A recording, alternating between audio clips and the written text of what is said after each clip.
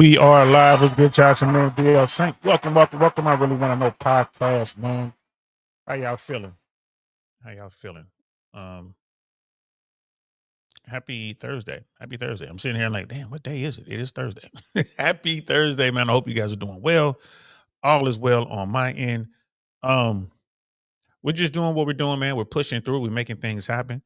Um, I'm doubled down and focused on this YouTube thing and trying to figure out how it works. It's a challenge. It's never boring. It keeps you going.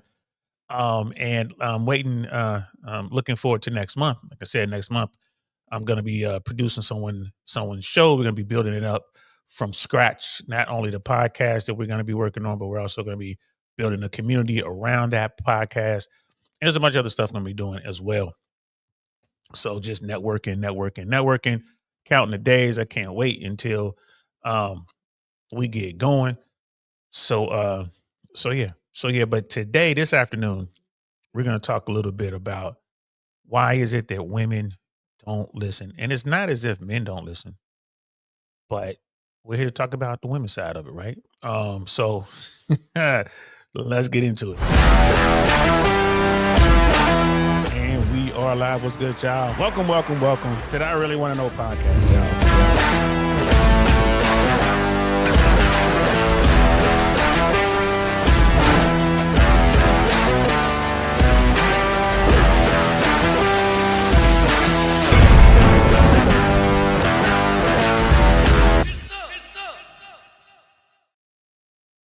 Get some indeed, man. Get some indeed. So I hope you guys are having a good week. We got brother Michael Lee in the building. What's good, man? I see you, Mr. Recreational Use himself in the building. Man, you kill me with that, but it's true, though. It's true. I think about that often, too. Like, man, he's always saying rec use. He's only for rec use. And then I think back when I was younger, especially in my 20s.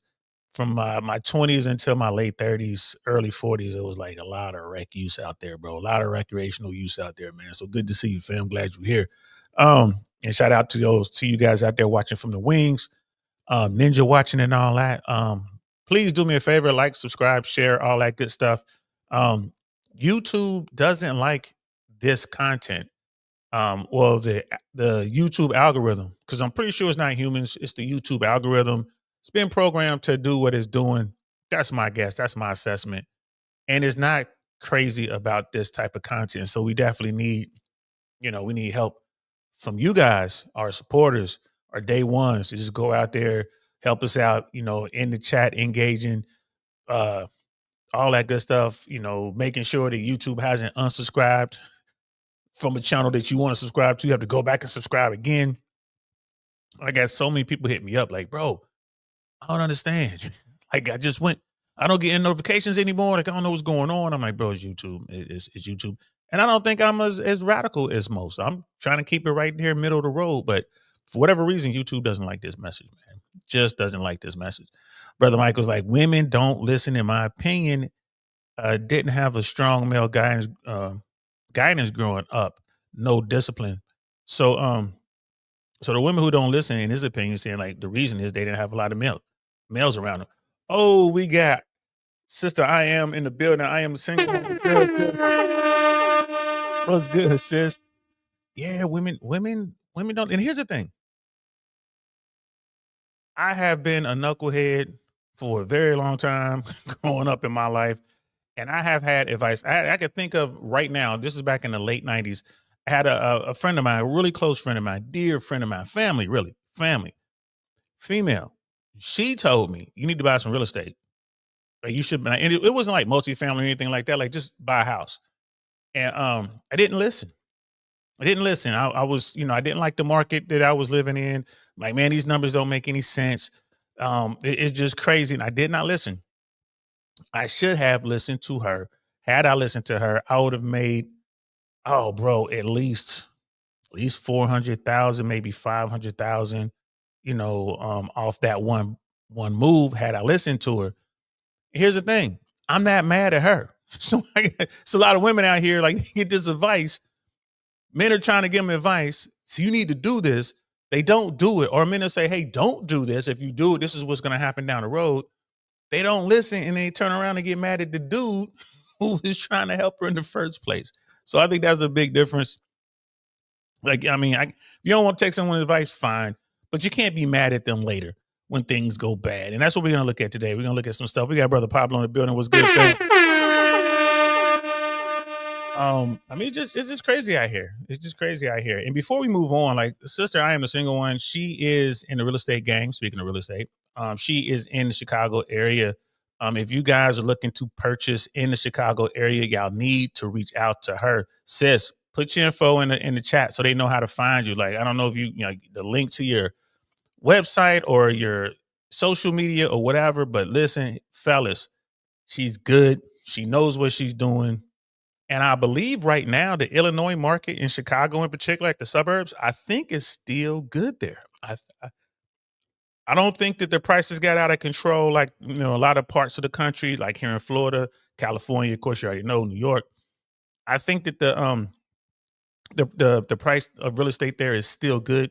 There's still some good opportunities there. I know that she put a video out. Sis, when did you put that video out? Like 3 or 4 months ago? Some guy challenged her to find a property in the Chicago area for under a certain price point. I want to say under, what was it, 300 or something like that? It might have been 300K or whatever it was. Like, you can't find a property in the Chicago area? She did a whole video like, yes, you can. Matter of fact, she found just in that stream alone, it was like 3 or 4 really nice properties. So there it is. Check out our website, guys. If you guys are in the Chicago area, or if you're thinking about investing in some property, I would, this is not advice, but I would definitely look at that market. I would look at the Chicago area. I would have a look at that. Interest rates now, I think the interest rate right now is like a little over 7%. So interest rates are up there. But if you got good credit and you're trying to buy a property that's not overly priced, like if you're trying to buy a property for, a couple 100,000, even at 7%, you got good credit. You have, money reserves and stuff set aside, you should be able to get your pretty good property. And there are properties in the Chicago area, multifamily as well, mixed use properties like commercial and residential. So, shout out to sis, I am the single one. Check her out. Like I said, guys, if you're looking for some property in the Chicago area, you definitely want to holler at sis. You definitely want to holler at her. And we got brother Pitney in the building. What's good, fam? Definitely please like and subscribe and all that good stuff. And then, yeah, she's like, I showed 3 homes. A person with $47,000 salary can afford, right, in that stream. That was a really good stream. I checked that out. I was like really impressed. Like she's good. She knows what she's doing. She's knowledgeable. And I think we're going into an era where most of the weak, the bad real estate people out there, like brokers and real estate folks, are going to fall off. So you got a lot of real estate agents out there that don't know the law, don't know the rules. They'll put you into a situation that's going on in California right now. There are people who might be facing criminal charges because there's a lot of price gouging going on because the fires burned down huge sections of, California, like Pacific Palisades and Altadena. So that, there was an opportunity there because people need places to stay. And then overnight, these properties that were for rent were doubling in price and stuff like that, which there are laws against that. You need a good realtor who knows the laws. Some realtor got caught doing that, and she was like, well, I didn't know that was a rule. Like, well, you're a real estate agent. That's what you're supposed to know. This is why people are paying you to move these properties. But the owner wanted to go up.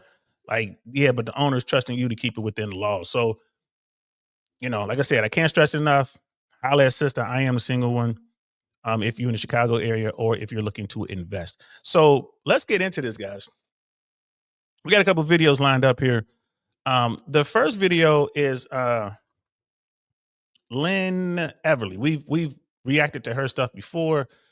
This is a young girl, a young woman who she's not like your average girl. Like she's from Europe and she's living in the States now. And she gives her take on what's going on in today's sexual marketplace, what's going on with people in her generation. She talks about hookup culture. She talks about all sorts of stuff. And in this particular episode or video, she's talking about why women should not friend zone dudes. Solid advice. right? Solid advice. You should not friend zone dudes. But I would venture to guess that the vast majority of women are not going to listen to this advice. That's one of the biggest things. When I talk to my female associates, right?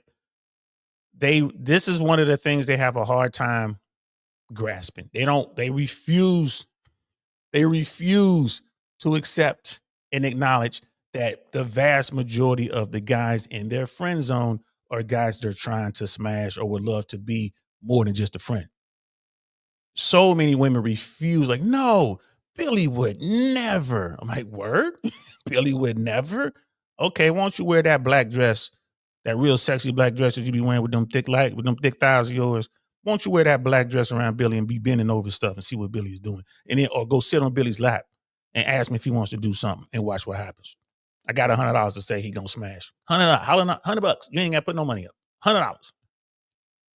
Right? Most dudes are just like that, and women refuse to believe that. It's like you got all these dudes that want to be your buddy because of what?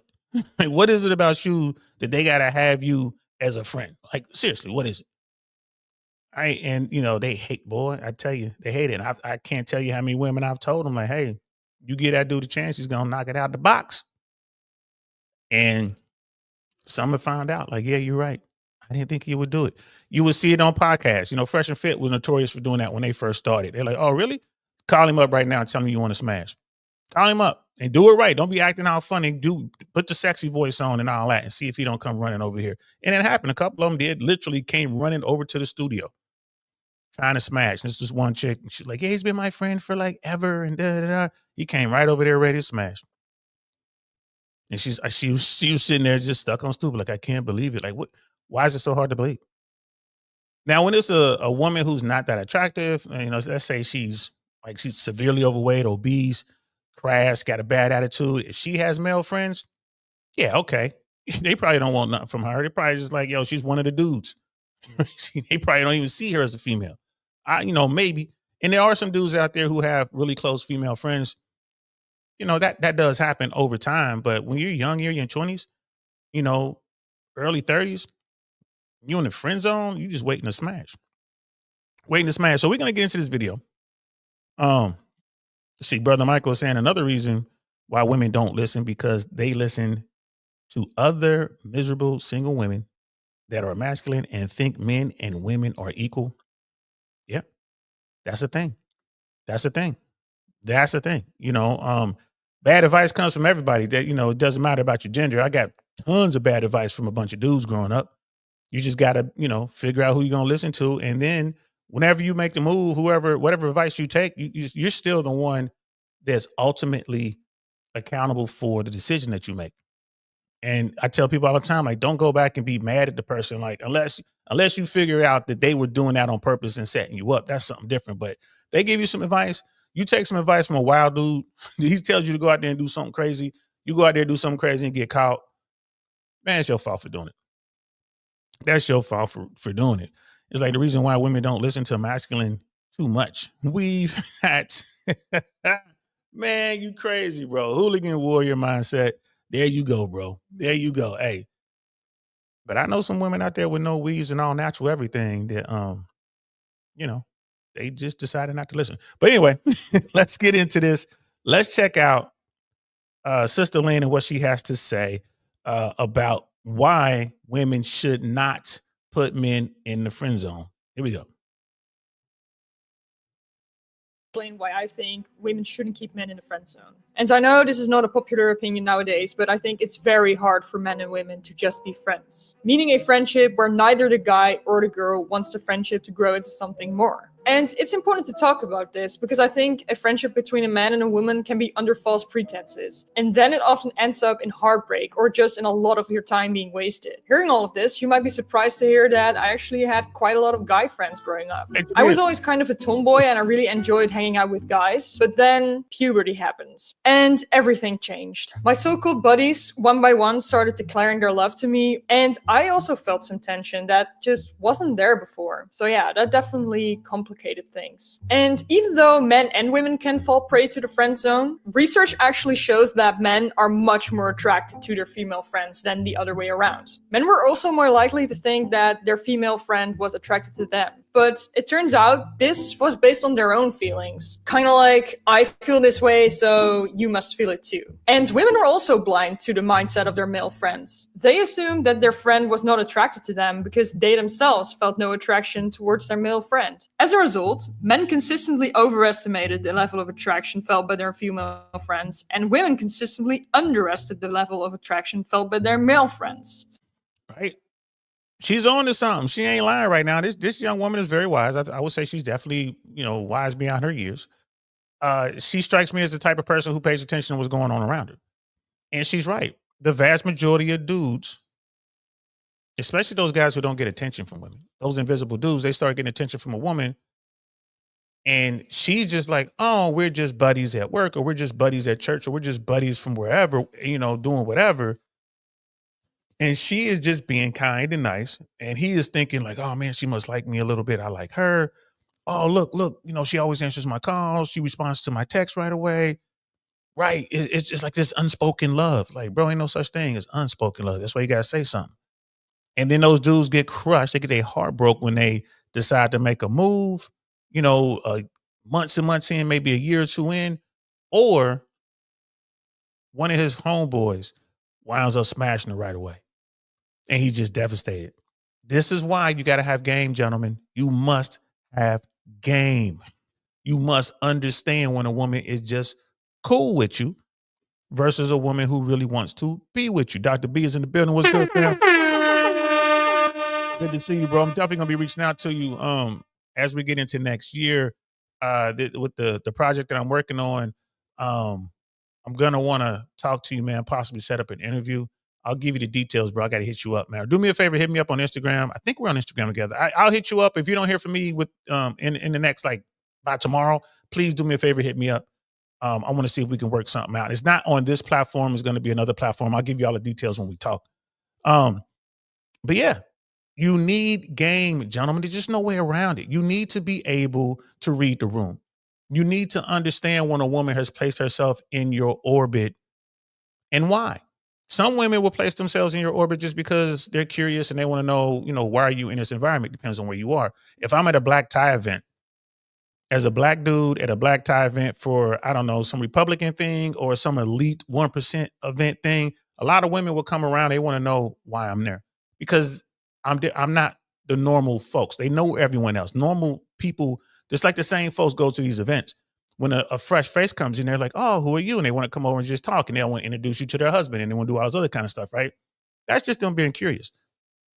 But when you're at the bar and some woman pulls up next to you and she's doing everything she can to get your attention, and then she finally either brushes up against you or she looks your way and says, oh, sorry. She's trying to break the ice somehow. That woman's trying to get at you. Right? Now you need to be able to tell the difference. Bet. Yeah. I'll hit you. Know what? I'll hit you up on Telegram, bro. That's what I'll hit you up on Telegram. Appreciate you, bro. I'll hit for sure. We got Sister Jody in the building. What's good? Always a pleasure. Good to see you. Good to see you. And yeah, I don't even think I'm on Dr. B. I don't think I'm on your Insta, bro. So I'm definitely gonna put that in there, bro. I'm gonna get on your Insta as well. But fellas, you need game. There's no way around it. This is why I'm always hammering home. You must have game, right? And you need this same understanding to help you if you're doing business stuff as a promoter, as a comedian. I got to be able to read the room. I got to know when certain jokes aren't working. I got to know like, okay, these people don't want to hear the anti-Kamala Harris jokes, or these people don't want to hear the anti-Trump jokes, right? Just to give you an extreme example, you have to know like, hey, this crowd doesn't want to hear political jokes. Oh man, they really loving I'm an old dude, I wish I was back in the 80s or 70s jokes. They love the nostalgia stuff, so let's stick with that. Or they love the science jokes, so let's stick with that.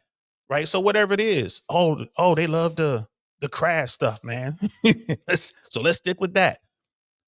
You don't want to be that comic who's like, I'm going to run the same 15 minutes no matter what, which is a lot of comics, especially these days.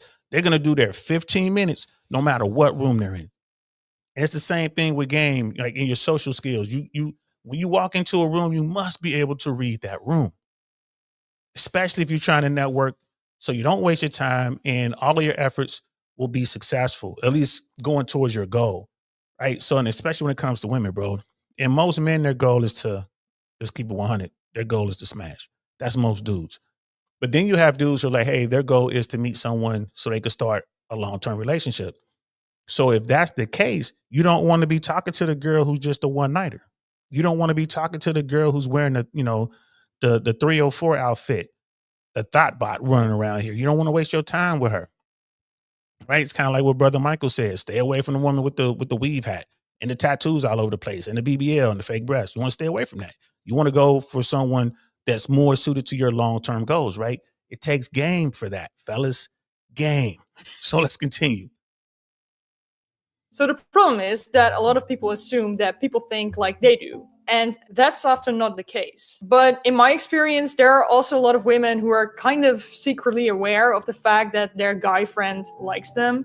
I'm someone who can be very blunt, so when a girl starts talking about her platonic guy friend, I just ask her, don't you think he secretly likes you? And almost always she says, no, we're just really great friends. But then I ask a few more challenging questions and eventually she'll admit, yeah, okay, he probably likes me. So if you're a woman watching this, be honest with yourself. Would he sleep with you if he got the chance? Absolutely. Because if that's the case, there is at least some attraction there. And congratulations, you made it to the part of the video where I explained to you why I think it's a bad idea to keep being friends with him. You should really celebrate this moment by subscribing to my YouTube channel. Yeah, give her a subscribe. So I don't think most women actually have bad intentions when they keep being friends with a guy that likes them. Some might, but I think most don't. But when a guy likes you and he's friends with you, he probably hopes that one day it becomes more than just a friendship. Which means that he wants something from you, but you can't give it to him because you probably don't like him back. Maybe you do. Congratulations, you can be a happy couple now. So I'll try to explain this in a way that makes it more understandable for women. Let's say you have a guy you're really into. You're having a great time with him, sleeping with him, but you don't really know what he wants from you. And he's not giving you any clarity. But you want it to be more than just casual. You want it to be a serious relationship. And when you try to talk to him about this, he just says something like, yeah, well, we'll see where it goes. Or whatever bullshit men say to keep you around but not scare you away. Now, if you were in this type of situation, you would be in what I call the zone or the fun zone. The guy likes to spend time with you and sleep with you, but he doesn't see you as wifey material. Which is the vast majority of the top 20 dudes. Those dudes in the top 20, they get what they want, right? Because they have a lot of options. So a guy will friend zone a woman, but it ain't the friend zone. It's like she said, it's the F zone, right? It's the fun zone, right? He in there, it's the smash zone. He know what time it is. He knows that she's trying to get on with him. He knows she wants a long-term relationship. Let's keep it 100. I would say, just making up numbers, I would say 98% of women, when they deal with a guy, they want a long-term relationship. It's very few women who just want to go out there and smash. I'm just keeping it 100. And even the women who go out there and smash, they got dudes who are trying to wife them up on the side in the friend zone that they ain't doing nothing with.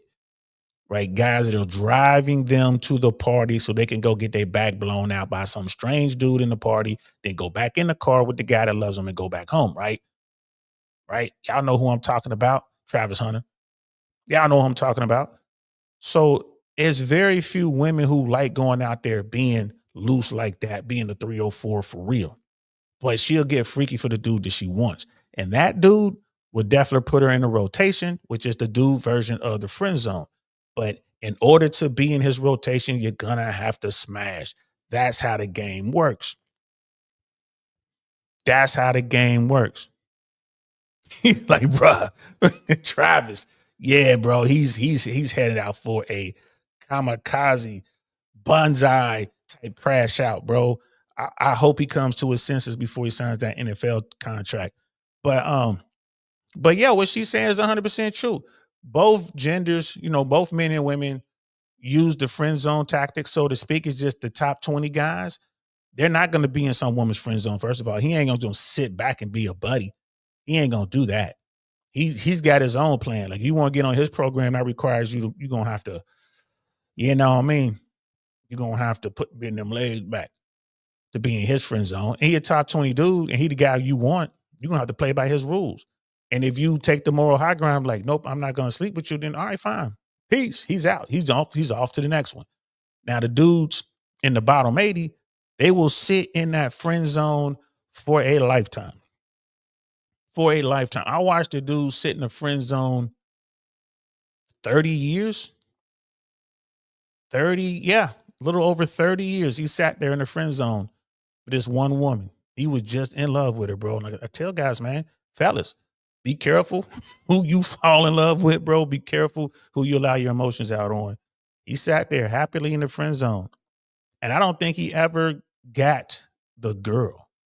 I think he just was basically in her rotation forever. And she got all of the benefits associated with having a good guy in her corner. He was there, a shoulder to cry on.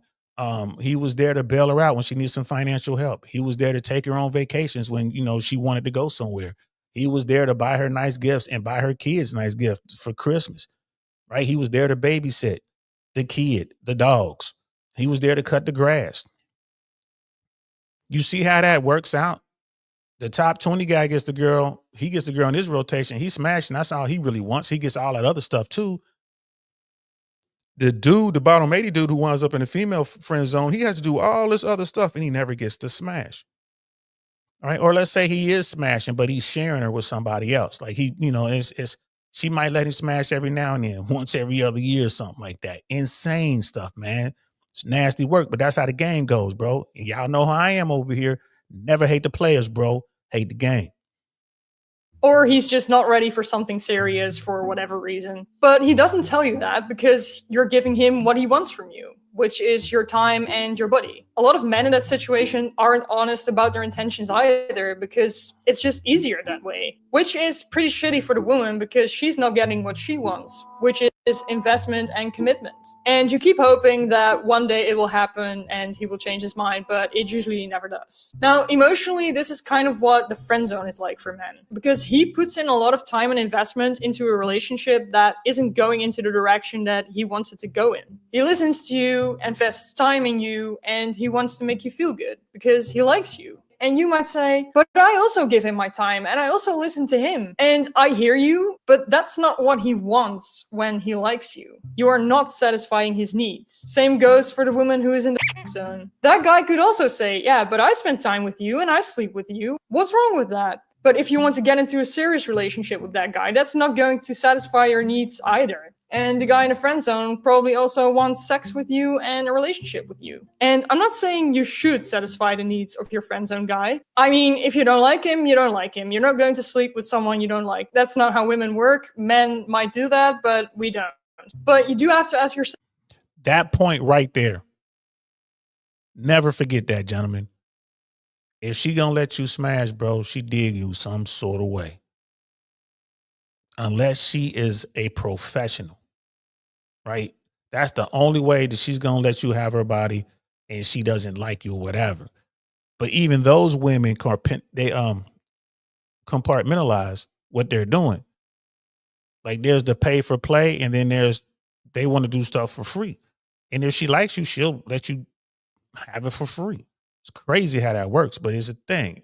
Women, if they are dealing with you on that level and they letting you smash, they like you, bro. No matter what they say, they coming over to the crib and sharing their body with you. They into you, period. Old Joe's in the building. Happy New Year, brother. Hope all is well up there, bro. In Canada, man. It's good to see you, bro. Good to see you. Hope all is well. And yeah, Dr. B, you're right. Travis Connor is cooked. He is cooked, man. If he don't figure out a situation with that girl, bro, he is cooked. That woman, I forget her name, but that woman was so happy when the Joy Taylor story broke. And like everybody's talking about Joy Taylor sleeping her way to the top, allegedly. When that story broke, oh, that was the happiest woman in America. Like, okay, everybody can get off my neck and get on her neck over there, and she can get back to running her game on Travis. I'm definitely gonna keep my eye on that Travis Hunter story, bro. They're supposedly getting married this spring. I want to see if they go through with that. If you really want to do that to him and keep him around, because believe it or not, men also have feelings, and I can really understand that having a lot of guy friends can be a comfortable position to be in, because you kind of get admiration and attention for free. You don't have to do anything for it. He just gives it to you. It's not that I don't see the appeal, but I think it's immoral, especially if you consciously know that you're doing it. Now that you know this, I don't think you really want to hurt anyone's feelings on purpose. And if you keep him around, even though you know he likes you, honestly, I think that's a bit cruel, especially if you give him hope and stuff. Extremely cruel. I don't know. I just really don't like that kind of behavior, and you shouldn't do that. I think it's very mature if you just kind of admit to yourself, yes, I have someone around me who is not satisfying my romantic needs, but he is satisfying my investment needs. And that's why I want to keep him around, and not for any other reason. I think it would be better if you don't string him along and just let him go. Don't give him hope. And by the way, I also think it hurts women if you keep guys in the friend zone, because they're satisfying certain needs that in an ideal world, your partner would fulfill. If you have a lot of guy friends, you probably don't feel as much of a need to actually go find someone you're attracted to and invests with his time and friendship. Assuming you even want to find a life partner, of course. And the thing with that, what she's saying makes a lot of sense. And the thing with that is, women don't have that desire for sex. Like the female sex drive, generally speaking, is nowhere near as strong as the male sex drive. So what do I mean by that? Women can easily slide into a friendship situation with a dude. She's getting everything that means something to her. And it's really the attention and the emotional support and the validation. That is what she needs more than anything. Like that is like at the top of the list. For, and the equivalent to those three things for men is the sexual access. And I think, ladies, once y'all realize that, then you can see how unfair it is. But like I said, all's fair in love and war. Ain't no such thing as fair and unfair out here. Again, fellas, that's why you need to be gamed up. Because if you fall for it, you let her put you in the friend zone, and you're giving her everything she absolutely needs, she wants and desires, right? Because she ain't got to have sex. Whereas you sitting around fantasizing, getting those dirty videos and closing your eyes or getting pictures of her and doing whatever you're doing with your hands down there. You're doing your thing, dreaming of her. You ain't getting that. That's what you want. That is the equivalent. You ain't getting it. So if you fall for the game, bro, it's on you. Don't get mad at her later. Don't get mad at her when she meets one of your homeboys and smashes him 8 hours later. Don't get mad. I've been there. I was like, hey, bro, I've been there on both sides of that. I've been there. I've been the guy that smashes some dude's friend, girl. You're like, oh, that's just my buddy. Y'all just friends, right? Yeah, we just friends. Okay. I go do that. Now he mad. He mad at her. He mad at me. Like, that's what you get for lying to yourself and lying to me. And I've been on that too. I've had dudes come up and I'm like, oh, whatever. I'm in the friend zone or whatever. I was young. Everybody was young once. And then one of my homies come up and do the deed. And that's when I learned. I learned early on, like, okay, I get it. I see how this goes.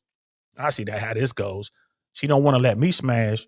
Talking about we don't know each other well enough yet and all this kind of stuff, all these excuses, but we out here doing all the stuff that she want to do.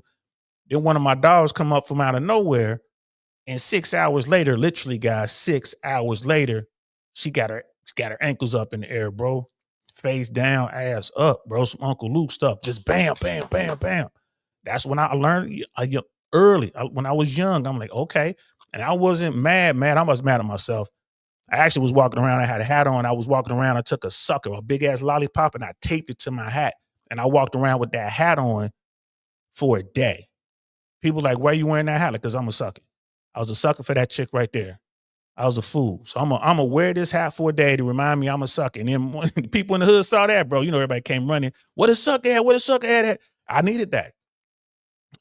So it'll never happen again. And it didn't.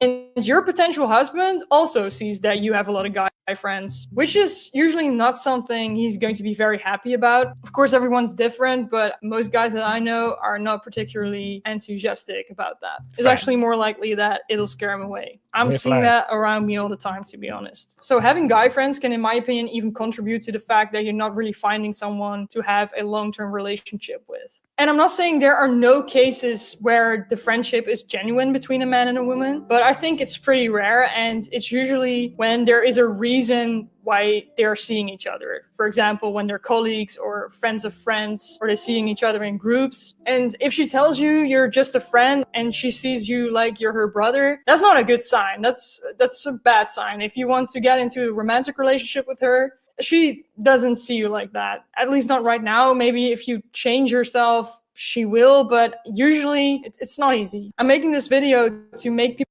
What did Biz Marquis say, man? You got what I need, but you say he's just a friend. But you say he's just a friend. Oh, baby, you got what I need. You know, we switched that up in the hood when I was coming up. We switched that up to, because we came up when a bunch of people was getting those diseases you can't get rid of, those those social diseases. It was like, you gave me a disease, but you say it's just a rash. And if I get it, I'ma kick yo.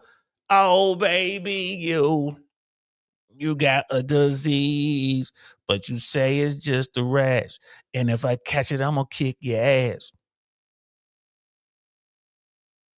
People more aware of this, but women are in a very comfortable position when they have guy friends. So a lot of them are probably not going to give that up. People are just like that. I think you should give it up as a woman because I think it's a mature thing to do. But most humans like to have it easy, and so most women are not going to. If you're a man watching this and you're in the friend zone, I suggest taking matters into your own hands and getting out of it as quickly as possible. Either make a move on her or just leave the friendship if you're not satisfied. If you like the video, subscribe. Man, Don DeMarco, the sister, Lynn, she was dropping game. She was dropping real game. Fellas, if you're in the friend zone, do what she said, get out. Now, I wouldn't make a move on her. I'd just get out. Just drift away. Don't make a scene. Don't say nothing. Don't have no confrontation. Just drift away. Don't answer her text messages. Don't like her, unsubscribe from her stuff, unfollow her stuff. Just drift away. Right? That's all you got to do. We got Brother Joe Cool in the building. What's good, fam? Happy New Year, brother. Happy New Year, man. Sorry y'all dealing with this cold weather, man. I know it's cold up there where you at, bro. It's cold down here for Florida. Like, it's a cold, like the humidity's gone, bro. Like, it's a cold air down here. It's like 60, 61 degrees. Really isn't bad when you got a lot of humidity, but it's no humidity. And we got some cold breezes coming through. So, man, that's, it's like, ooh, I got to put a jacket on or long sleeves. But up there in the Midwest, man, what the temperatures up there right now, bro? Y'all down around 15, 20, something like that. I know Sister I Am is not home, so where she is, it's chilly, but it ain't cold. I ain't gonna say where she at. Y'all can ask her if you want to know. But yeah, if fellas, if you are in the friend zone, Jesus, minus 12 degrees, man. Oh my God. Houston, we have a problem. Oh man, that's why I left home.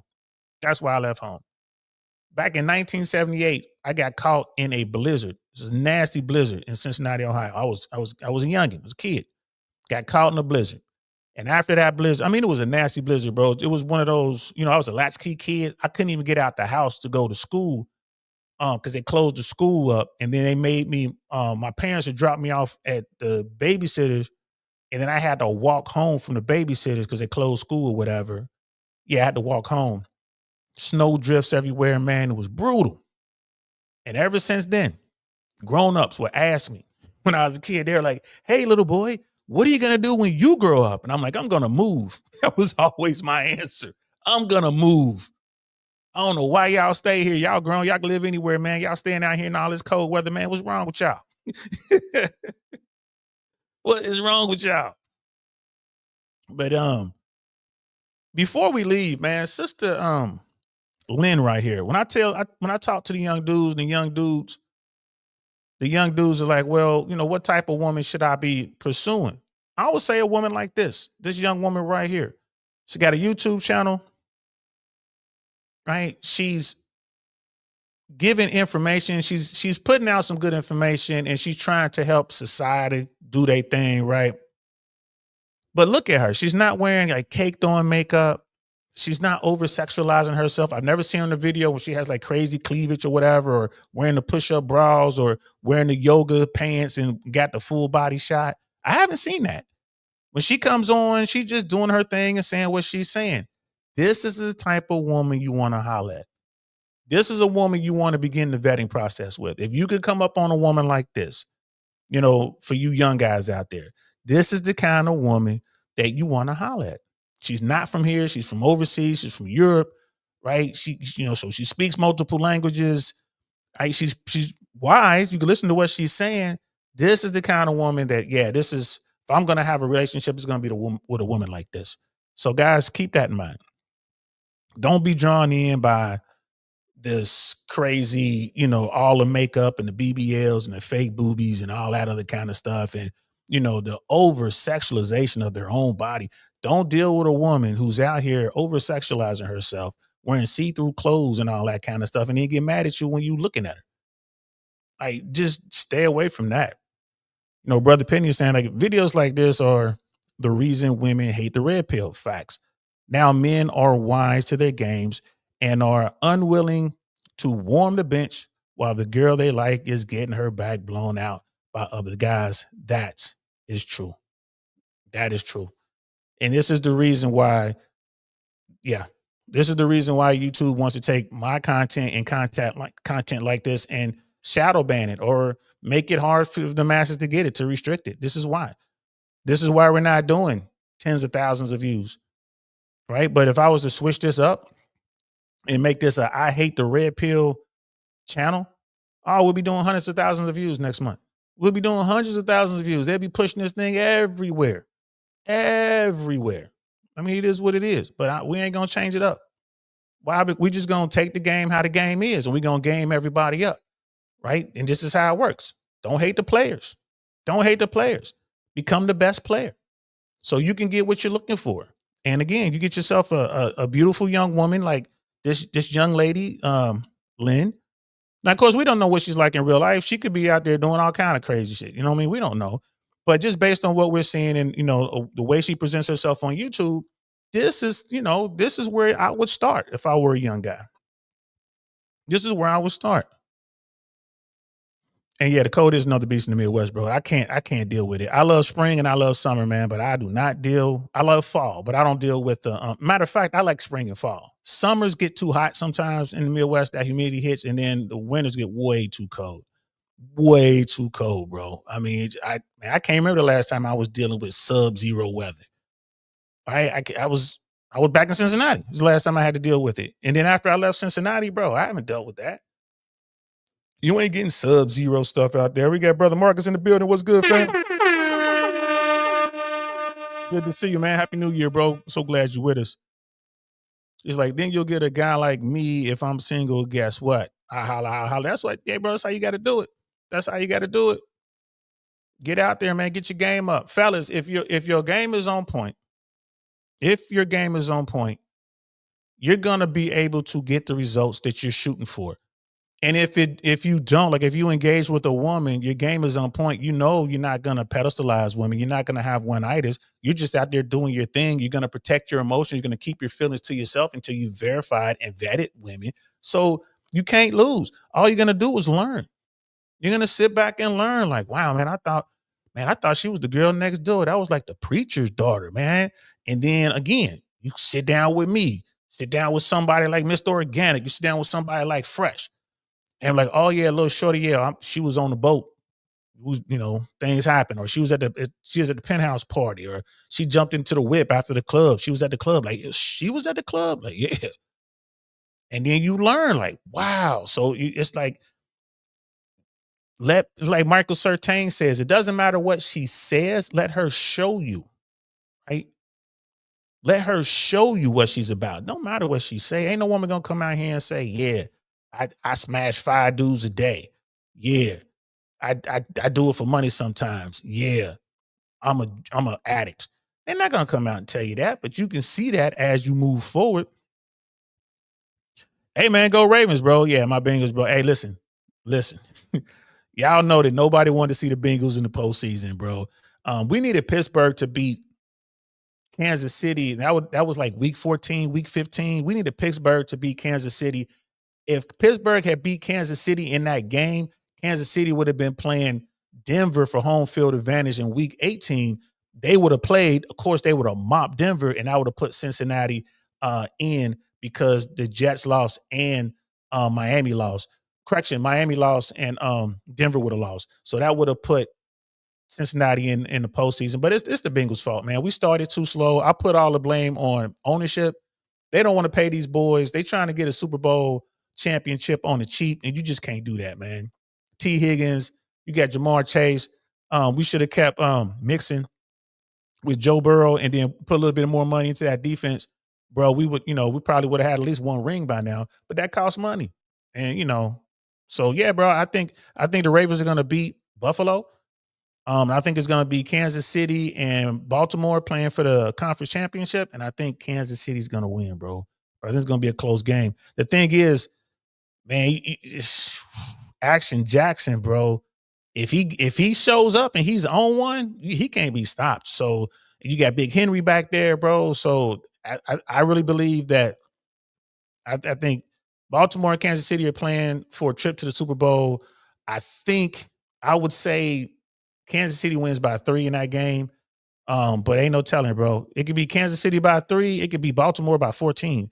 I mean, it's just going to be one of those things. And then I believe whoever wins, I would like to say whoever wins on the AFC side is going to win in the Super Bowl, but Detroit is looking good. I mean, it's a good football season, man. It's good football season. Although we ain't here to talk about that. We ain't here to talk about that, man. So, hey, I'm happy for your Ravens, bro. I ain't gonna lie to you, man. I mean, they coming out of I would love to see somebody from our division win the Super Bowl. But actions, bro, check out their actions, man. I'm not a basketball dude. Brother Michael, I'm not a basketball dude. But I watch college basketball during March Madness like everyone else. And I watch the NBA. I used to watch the NBA after the All-Star break.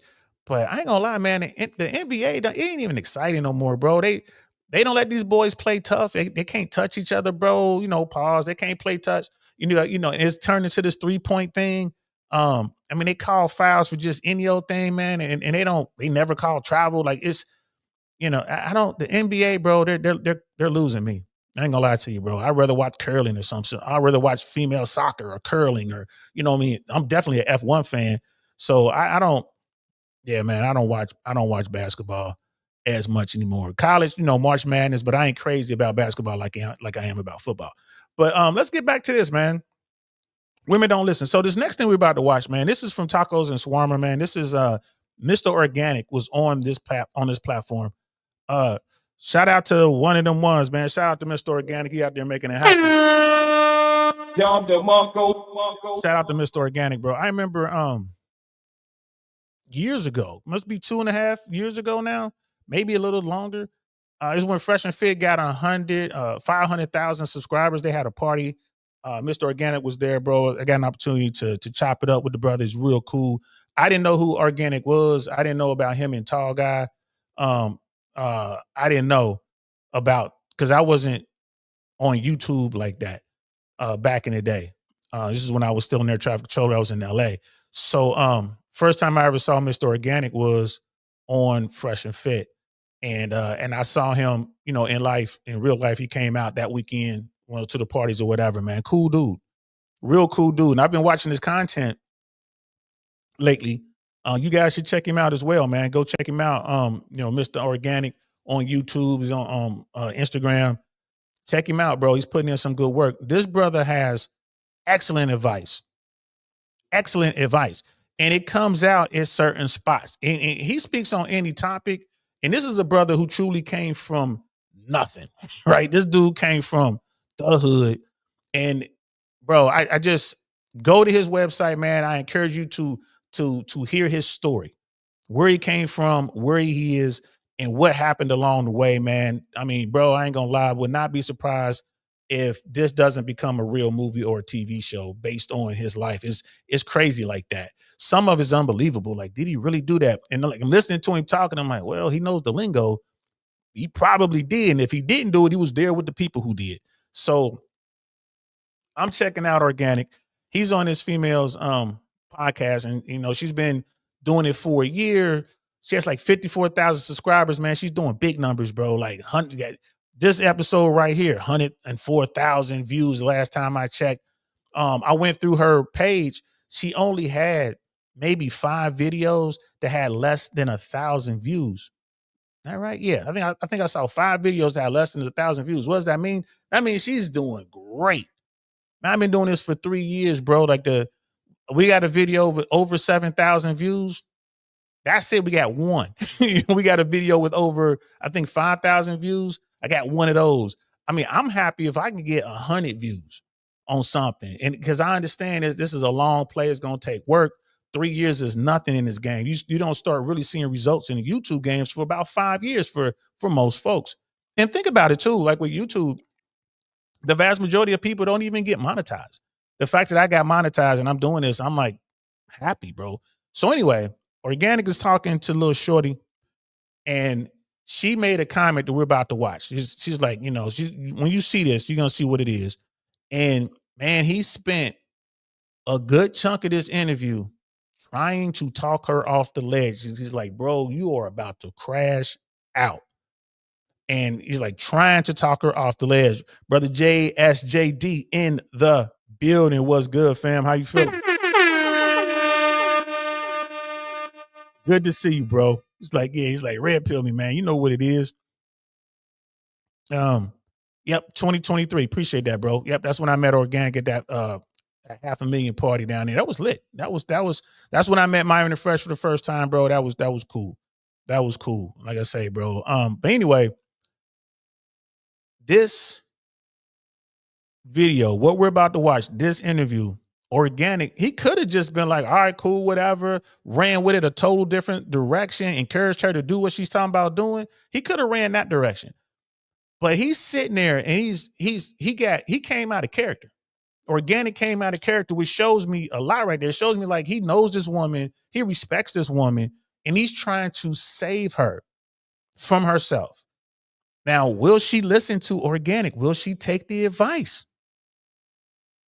I don't know. Y'all know the title of this video, Women Don't Listen. But let's check this out. Talk about. I don't know, man. It's whatever. You know what I mean? I'm in that type of time, you know?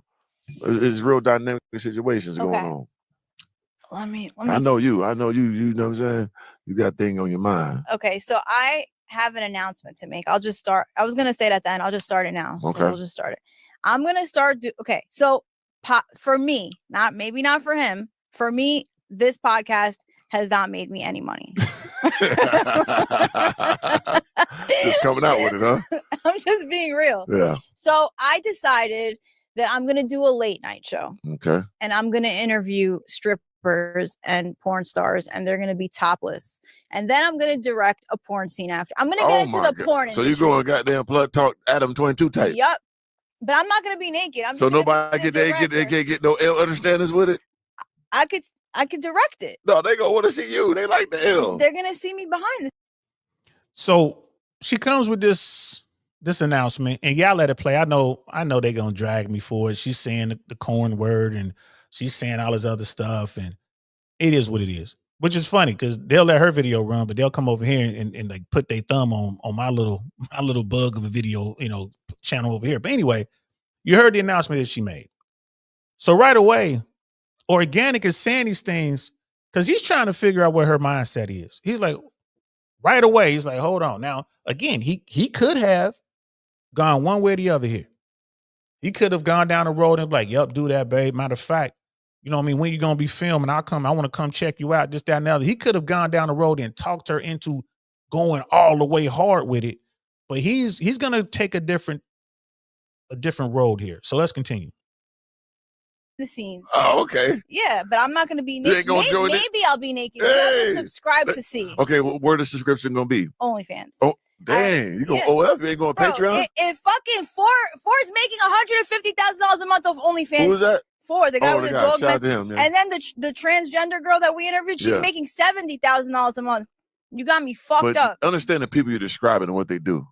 Shout out to them. No disrespect, but I'm saying, like, you hear the debauchery that you partaking in. I'm with it. Oh, hey, I'm with it. I'm with that day. I gotta get paid. Like, yeah, my mother want me in there bad. They be hit me up all like, if you see the people that hit me up for OnlyFans want some of the 10-inch God. You probably kill it. I'll be number one. $150,000 a month. But it ain't worth it to me. My integrity. I know, but they want your dick. I don't see me. I think it'll be actually funny. Yeah, but it's still like listen, I know I talk crazy, right? And I have to deal with that, but this is the way I talk truly all the time. So it's not out of my character. Okay. So that's a blessing of when I talk crazy, all my friends, my family, mom, everybody know I talk like this. Right. So it's not like I'm doing it for shock value. I talk like this all the time about sex. So it's like, it's not out of my you know what I'm saying? My regular self. Right. If I did something out of myself, like OnlyFans and porn, now that's a problem to me. I can't live with that. Right. So you see the role he's taking.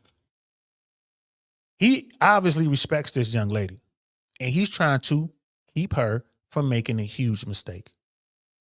He's doing his best. He's like, yo. And he came out right away. He's like, look, people hit me up for that. I ain't going to do it. She's like, but it's $150,000 a month. You can get all this money, right? Which is a trap, guys. That's a trap, guys. The top 1% are getting that kind of bread on OF. The top 1% of adult actors are getting that kind of bread. The rest of them, they getting a regular check. They getting a regular 9-to-5 check. If you get into that industry, and I know this because I know people in that industry. I was in LA. I worked in the San Fernando Valley. That was like the capital of the adult film industry. I done bumped into all kind of people moving around LA. And they'll tell you, bro, like, yeah, I did it for a couple of years, and I was basically making the same amount of money that I was making when I was working at the restaurant, working at Chick-fil-A or working at Perkins or something like that. They're like, I was basically making the same amount of money. It just came in chunks. Whereas that 9-to-5 money came every other week, sometimes every week, depending on who you're working for. They were like, yeah, this adult film money just comes in chunks. You might get a good chunk. You might get 10, 15,000, this month, and then you won't get no more money for another 2-3 months. But at the end of it all, you still, that year, you might only bring in $60K, right? So Organik is trying to right away tell her, like, listen, people done reached out to me. He's like, listen, I wouldn't do something like that because all money ain't good money. He didn't use that, but that's my phrase. My homeboy told me that years ago. All money ain't good money, bro. Be careful what you out here doing, bro. All money ain't good money. Right? So you got to live with that. And Organik, like right away, y'all see how he came out of character. He was like, all right, once he realized, man, she's serious. She finna do this. And she over here talking about well, I'm not going to be doing too much. I'm just going to be directing. Well, maybe I will take off my clothes. You see how it's just like a slippery slope. So watch how he played this. Watch this, y'all. I'm not per se going to partake in the sexual activities. I'm just going to direct it. Yeah, you should, but later down the road, it might, hey, you did this now. We got 150 for you to goddamn do this here. Okay, I don't care. I don't fuck with my mom, so I don't give a shit. You'll do it. Yeah, I mean, I don't know do what? They're about to drop that log in you. Log for 150K? Yeah. Nah. How much? How much will you allow somebody to do that thing with you on the tape? And be realistic. It has to be a lot. It has to be a lot. You said no to 150?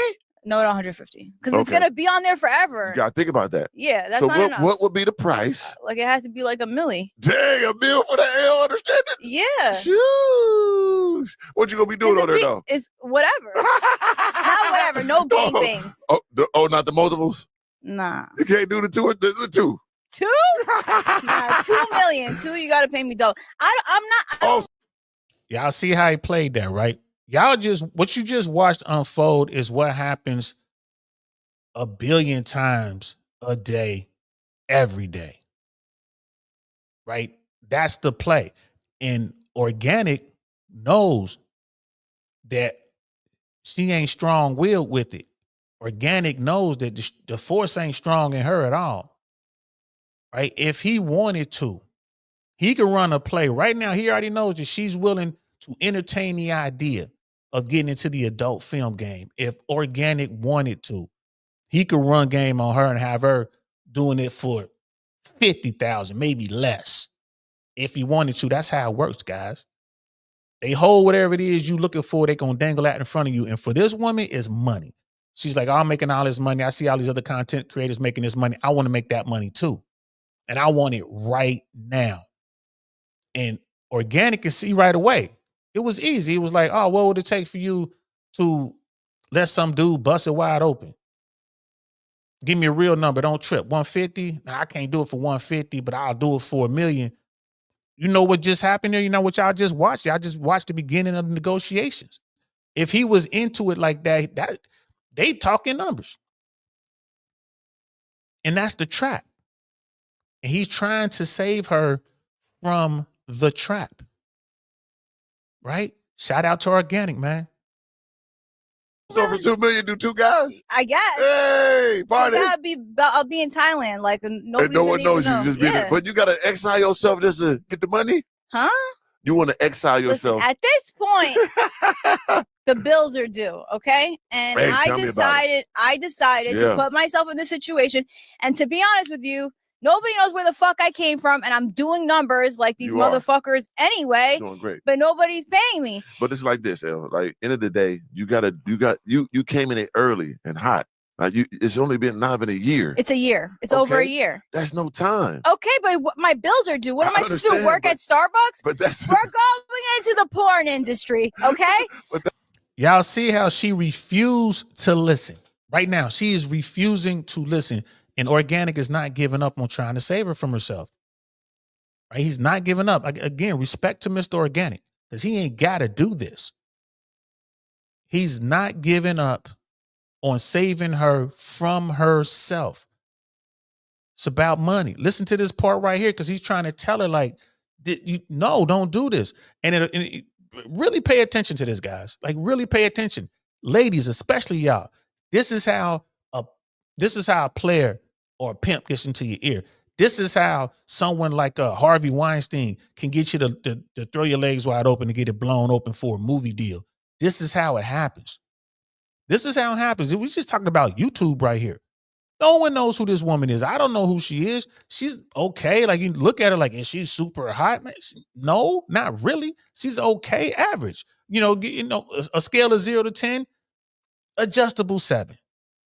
See her without the makeup, she's probably a 6. Maybe she's right at 5. And ladies, that's not a put down. 5 is average. The vast majority of folks are 5s. So for me, I like to look at that and like, okay, how many points above or below average are you? I would say, again, with makeup on, can't really see her body. I'm pretty sure she's probably got a decent little body, right? She's definitely at Joy Taylor type attractiveness, which I put Joy Taylor at maybe a 7. So little shorty right here, 6.5, maybe a 7, right? So let's continue and listen to this. Digital pimp. Okay, I'm about to be a digital pimp. If you want to come on the show, DM me. But you got to be topless. But you gotta understand, that's the. I'm gonna teach guys how to eat pussy. I'm gonna have 2 girls. They need help with that. I heard. Yeah, I'm gonna show men how to eat. I'm gonna give class. I'm not gonna give classes, but I'm gonna direct the class. But at the same time, let me just give a little understanding here. When you go through these situations like this, it's a test before you know what I mean? What kind of test? I talk to people. I've talked to my Jews. This is what they told me. They told me that they were giving deals during COVID for podcasts. A lot of them. And that it's going to take me a few years. Told you that, though. I told you that. Yeah, you did tell me that. Yeah, but I don't fucking know because I'm you new were so to this hyped because shit. you was tearing it up, which you still are. I still am, but I'm like, I don't have a few years.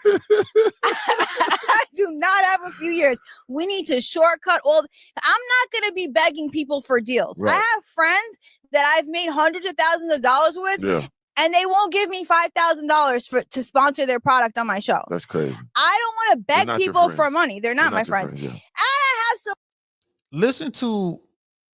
Listen to her passion. Like, she's going off. She's screaming. It's all this frustration because she doesn't want to do the work. She believes she's worked hard enough already, and she should be reaping the benefits. These other people are doing this, and these other people are doing that, and I don't want to have to beg. You're in the entertainment business. You got to beg for everything in the entertainment business. What do you think Hollywood is like? You think you just, how you think they got Star Wars made? Spielberg had to beg back then. He wasn't big like that. How you think that someone got a movie like Sharknado made? You got to beg, bro.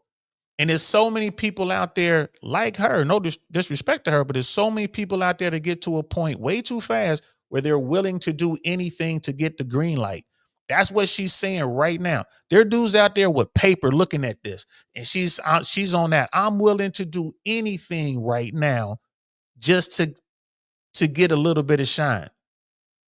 I'm willing to do anything. I got to get my bills paid. I need money right now. I'm willing to do anything. And that's, my friends, is how you get yourself jacked up. And then on the other side of that, now all this stuff is out here. All this content is out there forever. Little shorty got a kid, little boy, if I'm not mistaken. All that stuff is out there forever. They're going to see it. You got too many people who are willing to sacrifice their core essence over money. She ain't the only one. And Organik is sitting here doing his best to save her from herself. Celebrity friends that won't even fucking come on my show, that I literally talk to. That's wild. And you know what? I have so much information about people, and I don't even bring it over here. I keep that shit to myself. That's how solid I am. As you should be. So nobody wants to help me, so I'm gonna help myself. But you can't give up. I'm not giving up. I'm gonna keep doing this. I know, but that's the easy route. That's almost like when women, they want to be strippers. Are you gonna pay my rent? Goddamn, let me get to my, can I get my testimony on you? Damn. I'm trying to get that real understanding here. So it's like, okay, that's when women give up and they become strippers. I'm not a stripper. I am not saying that. Can I get my shit off? Damn. I'm sorry. So I'm saying, like, when women go to be strippers or go to be prostitutes or whatever like that, you're not doing that. But I'm saying this is a digital form of it. When all you gotta do is stay the path you're on. You're already doing so great. Who's gonna pay the rent while I'm on this path? But you got to go through the darkness to see the greatness and the light on the other side. I don't have family. I don't have my. I understand that, but something could be right there, I'm right? moving in with you? No. What I'm saying is right on this other side that you're rushing. I have nobody. I understand. Me either. No. You are different. Okay. You're you. Okay, I get it. But what I'm saying is, like, right on the other side of that, of this darkness and this slow part is going to be the glory, but you got to get through it. And if you rush the process to go to the debauchery, somebody could have been waiting there to give you this big old bag. Nobody's giving me shit. But you got to just go through this part. Don't rush it and go to the dark side. Nah, I'm putting the fucking devil horns on. You said fuck it? Fuck it. Evil L in the building. Been evil. Right. True. I'm not going to be in it. I'm just going to be directing it. Yeah, but it's still part of it. What do you mean? Yeah, but you're great at what you do. I'm gonna keep doing it, but I'm paying for everything. True. I pay for the studio time. Break it down for him. I pay to edit the shit. Yep. I sit home and watch the shit and edit it. Okay, this is what we do. You got a Cash App, right? Yes. Anybody out here watch tacos and shawarma? So now I'm asking for donations like I'm a fuck. No, but you got real supporters. I used to always get donations from my people, and they loved me and took care of me a long time. You know what I'm saying? When I first was doing YouTube, because I'm giving them content they couldn't get. All my stuff was getting flagged. I was getting demonetized. I go on live like, hey, y'all want this content? Donate, and I can give you that. So you're giving people great content. You're putting your money up. You're traveling, getting all these guests. If they really rock with you, you need help to keep your shit going, they'll donate. Tell them your Cash App. That's real. Okay, but if they don't, you see the game that the real one, the one-on-ones, right? The gargoyle himself, Mr. Organik, is giving her game. You should charge her for this. Don DeMarco to him, bro. He doing everything he can to save this young woman from herself. He see it. Y'all hear the passion in his voice? He's matching her passion. He respects this woman. There's definitely something there, and it's not sexual or anything like that. He respects her hustle. And it's like, you done did this, you done put yourself on, you done invested in yourself. And she's like, well, I ain't getting money fast enough. Well, baby, welcome to the wonderful world of entrepreneurship. You know how much money I done put into this little bitty thing right here that we're doing? I done took over my loft. Hey, this used to be the space where my daughter come up here and play video games and stuff, like big old TV over here. And we got a big old bean bag behind me. Y'all can't see it. Man, I done took over this loft, man. We got lights everywhere, bro. We got computers here. We got the Rodecaster Pro. Y'all, man, it's probably $8,000 worth of investment up here. And most of it I don't even use. I got a bag full of stuff I don't even use because I didn't know what I was doing. I didn't research properly. I just went out and started buying stuff and like, I don't need that. I don't need this. I need this. She's mad because it ain't happening fast enough for her. And Organik is saying, keep doing the work. This is why the red pill dudes keep saying, right, that women live on easy mode. Right? She looks in Organik talking about, well, you got people. Organik like, I ain't got nobody. She obviously doesn't know his whole story. He did all this, bro. He went through it. He went down that dark side. He's trying to save her from doing it. Like, don't do that. Especially for her. She is setting herself up to be, boy, you want to talk about, oh my God. She'll wind up being the next whatever big adult film star name is out there. Because she wants $150,000 a month. Brother Mangel's in the building. What's good, fam? Mandra, Organik is doing everything he can to save this young woman from herself. And to this point, she ain't listening. Don't, but the ones that do will. Okay. That's what it's I'll about. give you my cash app, but I'm still gonna be directing porn. It's El Taco with 2 O's. I'll put it, but I don't think nobody's gonna give me enough to fucking. You never know. You never know. Do you know how many people contact me every fucking day talking about they could do this, they could do that, yeah, they could. But you all you need nothing. Is one. All you need is one. But but you don't think since I started this shit, I've been trying to push this. I've been calling every single person I know, using my Jew card, all that shit. That's part of the game. And people told me I had a Zoom call with Celine Dion's manager, right? And some big guy who he owns he's in Miami. He owns a company where he partners with YouTubers, right? And he basically runs their channel, and they keep 50-50. And he told me, he looked at my channel, he looked at my stats, and he told me, look, you don't need us because you're already on your way. Right. He said, but it could take you 5 years. Right. I don't have 5 years. I don't have 5 years. Yeah, I hear that. Easy mode. She's on the easy mode path on YouTube right now. She's talking to the dudes who make their money getting people to where she is right now. And they're like, nah, you don't, working with us is a waste of your time. You're already there. Just keep doing what you're doing. And in 5 years from now, you're going to reap the rewards. No, I need money now. This is why, ladies, this again, and this isn't, she's not representative of all women. I understand that. There are women out there who work hard. There are women out there who've gotten it out of the mug. I get that. But there are a lot of women, a lot of people, but a lot of women who are on the easy path and they just got to do a little bit of work and they start bitching and moaning about it. And this is what dudes are talking about. Like, is she for real? She gets hundreds of thousands of views on her channel. She's barely been doing this a year and it's not enough. She's tired of having to work. You're getting access to people that the average person can't even get to.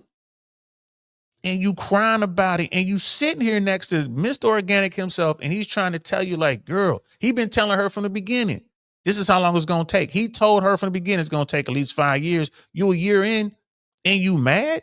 And she's doing numbers that just boggles the mind.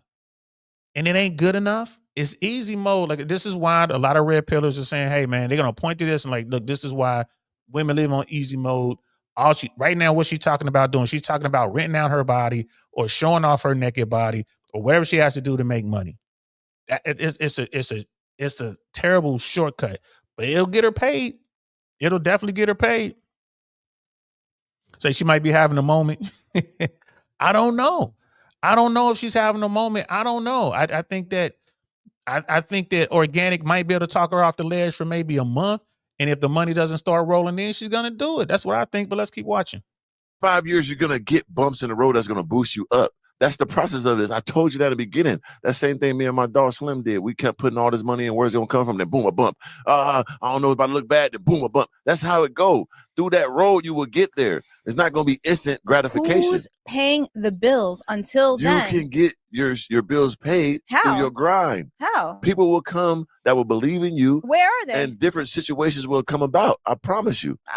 It hasn't happened. I've been there and done that. But if you skip the process, it's not going to be good for you. I'm telling you right now. Because you're going to get instant gratification for doing this porn stuff and something. I'm not doing any porn You're around them, goddamn doing all this. I don't give a shit. Okay. I ain't scared of it. I've been around it. But your name haven't been attached to it to a public forum. You're somebody now. You got Tacos and Shawarma. You got a big brand. Adam 22 is making $1 million a month off his fucking money porn. Ain't everything. Money ain't everything. You got to live with this. It is. Okay. Live with what? I'm not in it. But you a part of it. But if you want to buy my underwear, I'll sell it to you. As you selling raw panties. Yeah. Fresh out the goddamn. From this ones on episode, they can buy it. Right now, if you want to buy my panties. Where can they get it at? Just DM me. $1,000. I'm sending it to you. Fucking warm panties. Yeah. Warm. And damn. Warm. Warm and warm. Yep. With extra little goddamn giblets on there? Yeah. I'll even play with... No, I'm kidding. Don't juice it up. There are people out here who look for this. They look for this. This is pure weakness. They look for it in people. They look for it in women. They look for it in men. Keep trying to tell you about Hollywood. And Sister I Am, she probably know people who tell you this. You hear about the Harvey Weinsteins and whatnot, and what the deals he were making with these women to get into these movie roles or whatever, right? It was dirty work, but he held up his end of the bargain. He ain't lied to him. He's telling him to pick a script. All you gotta do is let me bust it wide open. I'm gonna put you in that movie, and he did. But there are men out there in powerful positions, like producers and whatnot, that do the same thing with other dudes. They find a guy like this who's like, I need to get this money. And those men will make the same deal for your soul. Pick the movie you want, but you're going to have to bend over, bro. Pick up the soap, player. Here come the choo-choo train. If you really want to do it. That's why you hear them stories about Will Smith. That's why you hear them stories about these other dudes out there. Right? Now, men ain't going to be able to run to the public like that. You saw what Terry Crews went through. And if people see that weakness, they're going to dangle whatever it is you're trying to get in front of you. They're going to dangle that thing in front of you. And if you reach out for it, they're going to compromise you. They're going to stretch you all the way out. Look, everybody be goddamn. They're going to get them too high. But seriously, if these people are making all this bread, like, what am I doing over here? Man, listen, it ain't worth it. I'm telling you. And I love money too. You know what I'm saying? I love money. Yeah, but I'm not in it. I'm directing. It's going to be like a reality show. I think it's going to be funny. It is, but at the same time, like, I mean, it's all on you. Like, I know I couldn't do it, and I'm a crazy guy. I talk wild, but I know where my standards are, and I couldn't do it. You know, I had many offers to do it, especially all the shit I've been talking. Okay, let's hypothetically say the guy who owns Pornhub. Yeah. Is he a fucking piece of shit because he owns Pornhub? 100% he is. He got a real problem. He's a devilish human. Yes, he is. No question about it. We all know that. But it's It's already there, but he's the ones that's distributing. He's living in Malibu on the beach. But what do you have to deal with them demons? You got to sleep at night. I got demons anyway. Okay. Well, hey, man. I'm a gargoyle, man. I'm on God's side. Okay. I'm on God's side too. What am I going to do? You got to go through the fire to get to the glory. Like, you have to keep going where you're going. You messing up the path that God got instilled for you. But they're telling me that nobody's getting deals. Okay, but you are an outliner, right? And it is a group of people that go through the same process. But look what you've done so far in a year. You are outlining those situations. Even I don't give a damn as 99 people. You could be that one person to do that. You got that energy in what you've done so far. You got to believe you are that one of the one situation to get to the promised land. You have to have that, but if you don't believe it, ain't gonna work. So it's you are giving me all this. Believe it, but hey, you gotta have faith. I mean, if you don't got faith, it ain't gonna work. Bills. We all do. So where's the money gonna come from? From the grind. It will meet you where you gotta be. I promise you. I've done it too many times not to motherfucking give you this information. I done seen the glory. I done seen the bottom of the bottom, and I had no chance of making it out, and I did every time because I had no fear. I was willing to die. I was willing to go broke. I was willing to get made fun of for my goal of being great. And every time I come back up top, I don't give a damn what I've been through. I'm always going to be on the other side, smiling, because I'm willing to do whatever it takes. And I'm going to be myself. I'm going to have my faith. I'm going to believe. I'm going to work hard. Who work harder than me? I don't know. So that's why I eat the way I eat, because I believe. Only reason I work this hard is because I believe. And if you don't believe, it don't work. Right. Because with fear is not having faith. It's not about fear. It's about time. You need time. You don't need time. You need to grind. You don't count time. You don't count with the money if you believe. What do you mean? So another thing, shout out to my dog Slim, Tall Guy Car Reviews. Another thing we came up in the beginning when we started this YouTube shit. So one thing we're not going to do is count the time or count the money. If we believe, we're going to go all in, whatever it is, every single time. And what happens is once you're in that grind, once you feel like it's not working, you just keep going, then boom, something happens. Something happens because God's going to see you in your situation and going to pull you up because you believe in it and you work it. If you count the time and the money, you're going to lose your mind. Oh, I've been doing this too long. I'm going to put this money. You're going to lose your mind. It ain't going to work. Just go. If you believe. If you got faith. And if you don't, then hey, deal with the consequences. Yeah. You know what I mean? Go for that instant gratification and watch how the bad things come your way. I'm telling you. He breaking it all the way down. He breaking it all the way down. You know what I mean? And this is what I mean. Like, she really should be paying him a couple $1,000s just to get this information, just to have him in her corner. She doesn't even understand how fortunate she is to be able to move in these circles, and she doesn't truly understand how far up the mountain she already is in 1 year. It's a 5-year climb. You done made it more than halfway up that mountain in 1 year. And as soon as the road gets bumpy, as soon as things get a little tight, what's the first thing you want to do? You want to take off all your clothes and you want to film people banging each other. That's the first. That's your go-to, and you're even willing to allow yourself to get banged for X amount of dollars. And she said $1 million, but that could be negotiated down. If you want to do it for $1 million, you will do it for $100. If you need it bad enough, that's the trap. That's like he said. This is how women wound up on the pole. This is how women wound up on the track. They go out there, and once they do it, once they make that sacrifice, bro, it gets easier and easier and easier. The money comes fast, right? And fast money comes with slow problems. She'll go out here and do this. She's doing all this adult content, and then all of a sudden, there's a guy that was like, "Man, I saw some of your early content. We wanted to bring you on with a multi-million-dollar deal, but we can't do it now because you're into the adult world." Well, I was just directing.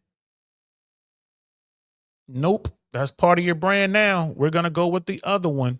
We're going to go with the woman who looked just like you, who was doing something similar to what you was doing. And she just, when the road got bumpy, all she did was tighten up and she kept going forward. She's talking about all this money going to pay my bills. Get out of that studio. You're renting a studio. Get out of that studio. Get a camera guy.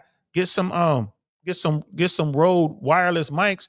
Clip them on. You can do your interview outside. You get a camera guy, make it set up 2 cameras, bro. This is a 3-camera setup. You can do an interview outside somewhere. You can have a 3-camera setup and 2 on sticks, which like 2 are on stands, and then 1 is in the old boy's hand, and he can just kind of roll them and get these shots. You get whatever you need, and then edit this thing and kick it out there. And your camera guy could be your editor. So right there, you could probably say you could shave off 75% of your expenses right there if you just do it that way. But no, you want to take your clothes off. Don't do it. And that's coming from me. He's saying don't do it. Yep. Well, I'll think about it. But just stay what you're doing. I promise you. Listen to me. This is the Organik, man, the guru of greatness. I promise you. But how long is this shit gonna take? Don't matter. Don't worry about it. Forever. As long as it takes. Forever. It took me 38 years to get out of the basement with the old white lady. Within 2 years, I became a millionaire. Think about that. And I never lost hope. I'm in a basement paying $600 a month, 30-something-year-old grown man, cool, fucking all the bitches. I'm in the basement. And I never lost hope. I always had faith. I had a delusional of grand greatness in my mind. Within 2 to 3 years, I became a millionaire out that basement. Grown as hell, but it happened. So if I'd have rushed the process, tried to go sell drugs, go shoot people, rob people, I can't wait, I need my money now, I'd never be this person sitting here. I want to be organic right now. Mm-hmm. It didn't matter. Don't have kids. Don't say that. That had nothing to do with it. Don't do that. I'm just saying. You know what I'm saying? But you know what I mean? That was a blessing on my side. But I knew that I was somebody. I know that I'm somebody too. That's why I'm getting mad. Because I'm better than these people, and they're. So how you beat them is putting your grind up. How you beat them is keep working, outwork everybody. Yeah, I'm gonna put your every fucking second and your every dollar into it, and that's how you beat them. Until it goes to zero. Till it go to zero. Hell no. Till it go to zero. Damn right. I done went to zero numerous times. I can't. And then I still bounce back better than ever. No, I can't. I've been to zero so many times. To zero? Yes. I don't think I could go to zero. And never lost hope. And it's still with the same person. And I got blessed in abundance every single time because I never quit. I'm telling you. Anybody who knows. That is the male struggle versus the female struggle right there. Like, if you want to do this is how you do it. Well, I want money now. Well, then go work for Chick-fil-A. Go get a job at Macy's. Right? Go get a job at Chase Bank. That's going to give you money now. But if you want to do this, you're going to have to get in there and grind. You're going to have to get in there and take the chances. You're going to have to go out there and get in these trenches and deal with this stuff. But no, what's her first go-to? I want to take my clothes off and I want to film people smashing each other. We got Brother Tez in the building. What's good, fam? Always a pleasure to see you. Happy New Year. This is what I'm talking about, man. Like this type stuff right here, bro. ladies, this is why guys they kind of look at you funny. I mean, it is what it is. We don't make the game. We just got to play the game. And women, it's easier for women to play the game. They got cards they could play the men can't play. Organik sitting there trying to save her. Like, listen, I think what it is he sees her success and she can't see it. Right? She's sitting there worried about these pennies. He like, bro, it is a bag down the street waiting on you. But you got to go through this first to get to that bag. She don't want to. She don't want to listen. Like I say, women don't want to listen. And if she does whatever it is she's talking about doing, I believe she will come back and be mad at Organik. You should have tried harder to stop me from doing that. Homie, no, this is real. I believe you. I'm just saying, but you have a big dick. That's true. Yeah. That is my savior. You know what I'm saying? I ain't gonna lie. But hey, God is great. But that's why I got glory on me, because I was blessed with those things. I know. So I don't have a big dick. Yeah, that's true. Right. You know what I mean? I ain't gonna lie. That is the common denominator. I can never miss with that. She sound crazy right now. But she was saying that for the pod. So I don't know. And I do what I do. If I gotta do what I gotta do, you feel me? But you know, you just gotta follow the path. You know what I mean? I ain't trying to give you no sermon, but I just know, especially in my certain situation when I moved out of Miami with my last little chunk of money with the belief of a situation to work how it was, and it totally wasn't what I thought it was going to be, and I fought my way through it and became more glorious than I ever did by going through the path I didn't want to go. But I stayed the course. I didn't give up. I didn't complain. I just kept going harder and harder, and that's what got me where I'm at right now. You know, so organically speaking, is doing wonderful. Yeah, I see. You know what I'm saying? Got two big partnerships. You know what I mean? And On the Contrary, doing great. We pushing over 20 episodes of that. They say once you make it past 20 episodes in the podcast world, you're in there. Most people ain't gonna make it to 20 episodes. So and that's a beautiful situation. Looking like a TV show situation is coming out of that. But I like it. You know, shout out to my guy Full Notice out there in Jersey, doing something with them. And just grinding. Yeah. So just grind. I really want to just focus on podcast. Like even my channel, like I barely vlog and stuff now. I want to be totally dedicated to podcasting. You know what I'm saying? I'm breaking my clips But even down. the girl Mandy, you know who she is from Horrible Decisions? Right. I met her in Atlanta. She said there's no money in podcasting either. But look what they talk about. They talk about sex. Right. We talk about sex too. Yeah, we do, but that's a small demographic of podcasters that get that bad. How many sponsors are going to mess with that? How many distributors are going to mess with that to that degree? That's a small demographic. That's their fault for their content. They're great at what they do, but that's a small. But they're signed. She's signed to iHeart. I mean, I understand that. Yeah. But they signed at the time when everybody got signed. Yeah, but the thing is also when you tell the truth, people don't want to fuck with you. Yeah, that's true. But at the same time, if you got a business, you gotta, hold on to your core audience, right? But they do tours, they got merch, they find a way to get the money up out of there. But at the same time, you want that big bag. She's been doing it for 9 years. Of course. But if you want that big bag, you gotta. I got 9 years. Right, you gotta expand your horizons. Like if you want those partnerships with those big brands, you talking about sex, you cutting that off. Unless you make your own sex toys, your own oils or something, you got to find some way. You chose that path, so you got to deal with it. A lot of people, other people ain't complaining. They're getting good partnerships. Like I said, I've been only 10 in. I already got me 2 good sponsorships. You know what I'm saying? Working on a couple more. So it's all your content. Right. And I manipulated the system. I'm not gonna lie. I know people want that shock and awe when Dr. Organik talk about the pussies and the hairy ones and the juicies and coming in and fucking in and smearing in the juice inside there. Oh, you nutting pussy and you keep fucking it and then you kill the sperm when you nutting there again. That's my technique. Shh. That's how you don't get a girl pregnant. Yes, you good. But I'm telling you, like I learned to give them that, but then boom, you come over here, it's real professional, real dialogue with the interviews and stuff like that. You got to shock and awe. You know what I mean? It's a game.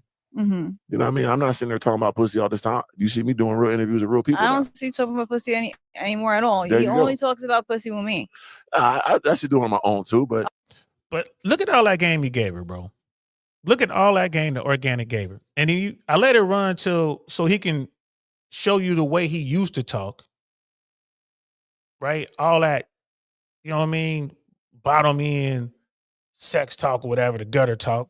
But he ain't on that no more. And he's trying to tell her. And again, he's 10 years in the game. She's 1 year in the game. And she ain't that far behind him. But she want the money now. And I'm telling you. I don't think she's going to listen. And like, yeah, that was crazy talk, sis. But here's the deal. He was doing that to show that I don't do that anymore. I've evolved and I moved on. Why? Because I want the big deals. I want to be able to sit down with folks and work something out. And like you said, he's working on it, got some sponsorships, he's doing some things. And he's trying to give her the game. Like, look, all you got to do is stay the course. These things are right around the corner. And she's like, nope, I want money today. And that's my point. A lot of women don't listen. And then they turn around and get mad when the whole thing goes sideways. If she does what she's talking about doing and she gets into the adult film space, that's it. Ain't no coming back from that. She'll be able to do stuff on YouTube, but she is not going to transition over to mainstream. This, that, and the third is not going to happen. People aren't going to want to attach themselves to that brand. That's what Organik's trying to stop her. Like, don't mess up your brand right now. You still fresh. Don't do it. Don't do it. So what's a couple bumps in the road? Figure out a way. Right. And this is a really good interview to watch, guys. Watch the rest of it. It's about an hour and 11 minutes. It's not, we only watched about 15, 20 minutes of it. And Organik talks about how, he told you, like, hey, how did you get me over here? Oh, well, when I first reached out to you, you said it was going to be $3,000 for me. Organik was like, my rate is $3,000. If you want me on here, you're going to have to pay me $3,000. But she kept calling. She's like, well, I don't have that money. But she kept calling back. And it worked out to where he just happened to be in Miami, because at the time he was living in Cali. He happened to be in Miami. She stayed persistent. And he's just like, you know what? I'm going to go ahead and bless you with an interview, whatever. I don't think he got the $3,000. I don't know if she paid anything. I'm not sure. Got to watch the video. But the thing is, he told her, you stayed persistent to get me here. And look what happened. I came, we did the podcast, we did the interview, it went viral. And the video we're talking about, it hadn't even done the kind of numbers that this video has done. And then she's like, oh yeah. But he's trying to talk her out of crashing out, and she's coming up with more excuses to crash out. And this is what I'm talking about, guys. This is what I'm talking about. Ladies,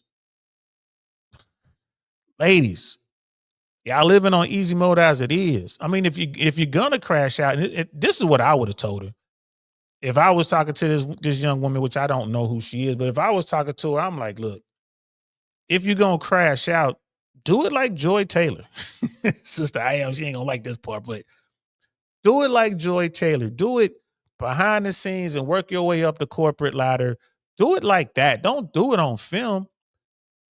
Because if the rumors are true, if the allegations are true, and Joy Taylor did, in fact, smash her way to the top by just, having sex with dudes so she can get what she wanted, right?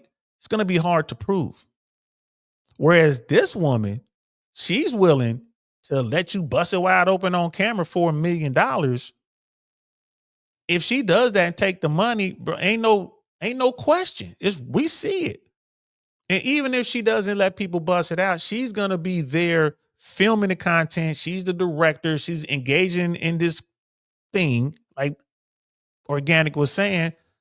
There's proof of it. We don't want to work with her, bro. She's directing adult films, man. She's doing it. She's doing these, bottom end interviews, and they doing all this. Like, we don't want to mess with her. The only path she would have been to the Playboy Mansion, right? Or to some sort of hustler situation, because those were the kingpins of the adult film world.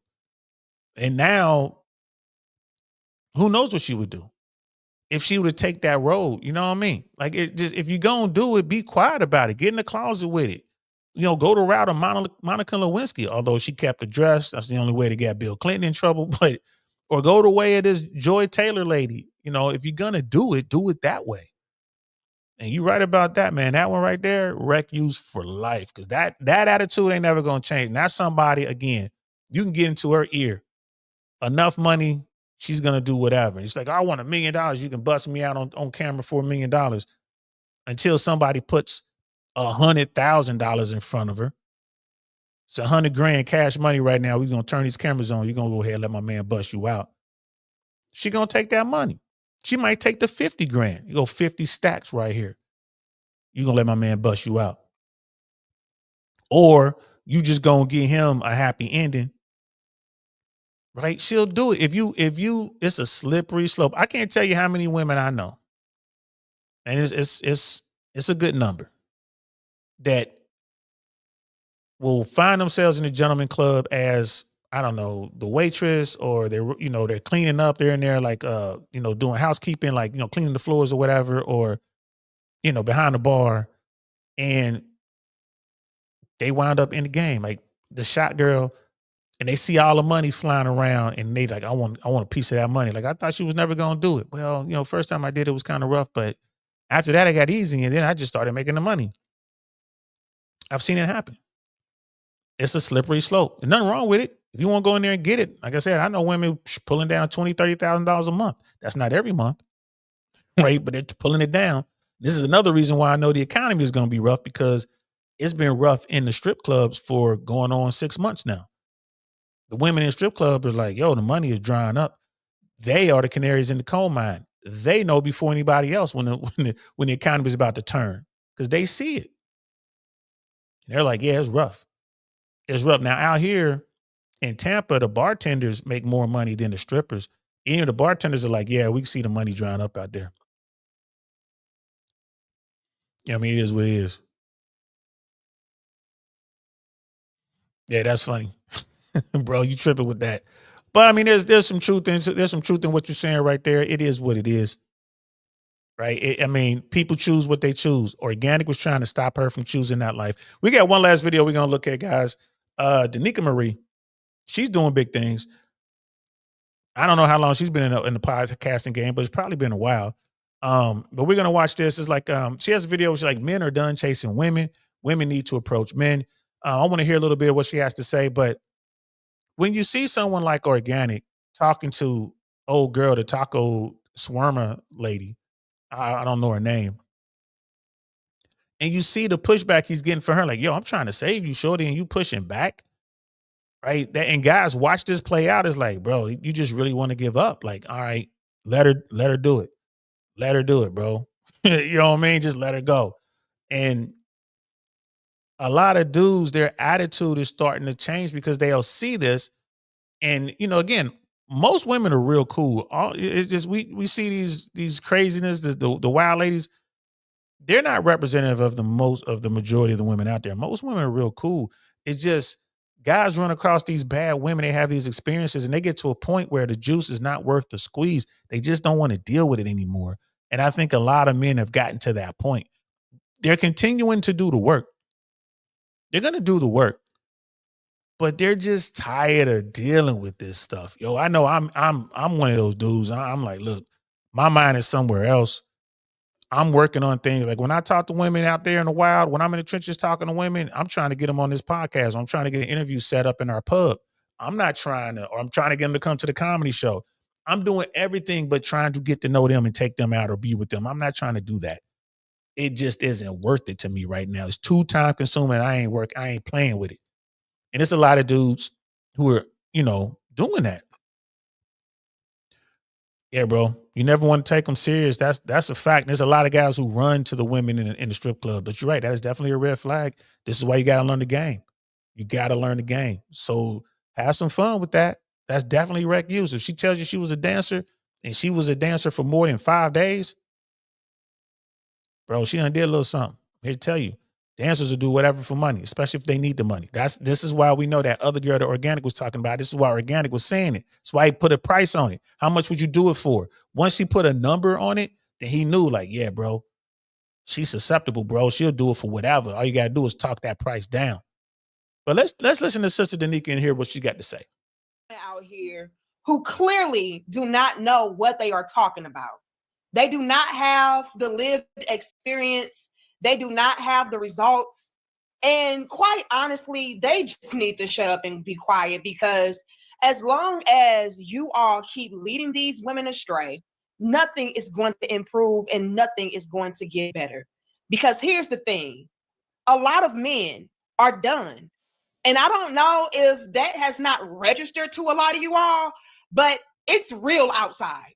Real cold, that is. Because winter is absolutely here. And it's been here for a while. So with you all continuing to live in delusion and confusion, telling each other a bunch of fluff and lies and fairy tales, I just hope you all have scarves, gloves, hats, boots, shovels, heat, because you're going to need it. And I hope you don't mind sharing it with your homegirl that you're teaching to be outside in the cold with you. But y'all like the video, share the video and subscribe. We're gonna listen to this because I haven't seen this. I want to see it, but remember what I was talking about the young Lynn Everly, and I was talking about her podcast and how she was dressing, and she's not really wearing a lot of makeup and all that. Compare that to what Sister D is doing here: the outfit, the hair, the jewelry, the makeup. You see what I'm saying? Ladies, take this into consideration. Dudes are watching, especially the dudes who are gamed up. They're watching. If you're really trying to get on with a guy, you want you a good man, less is more. And I don't mean less clothing, less makeup, less extra stuff, more clothing. You know what I mean? Cover up a little bit. Let him wonder what it must look like. So give him, an opportunity to get there. Most ladies today, they don't leave nothing to the imagination. Now, you can see everything. So ladies, just keep that in mind. Keep that in mind. Because I don't even know, little shorty. We got Brother Smeebles in the building. What's good? What's happening, fam? All the way over in Australia, bro.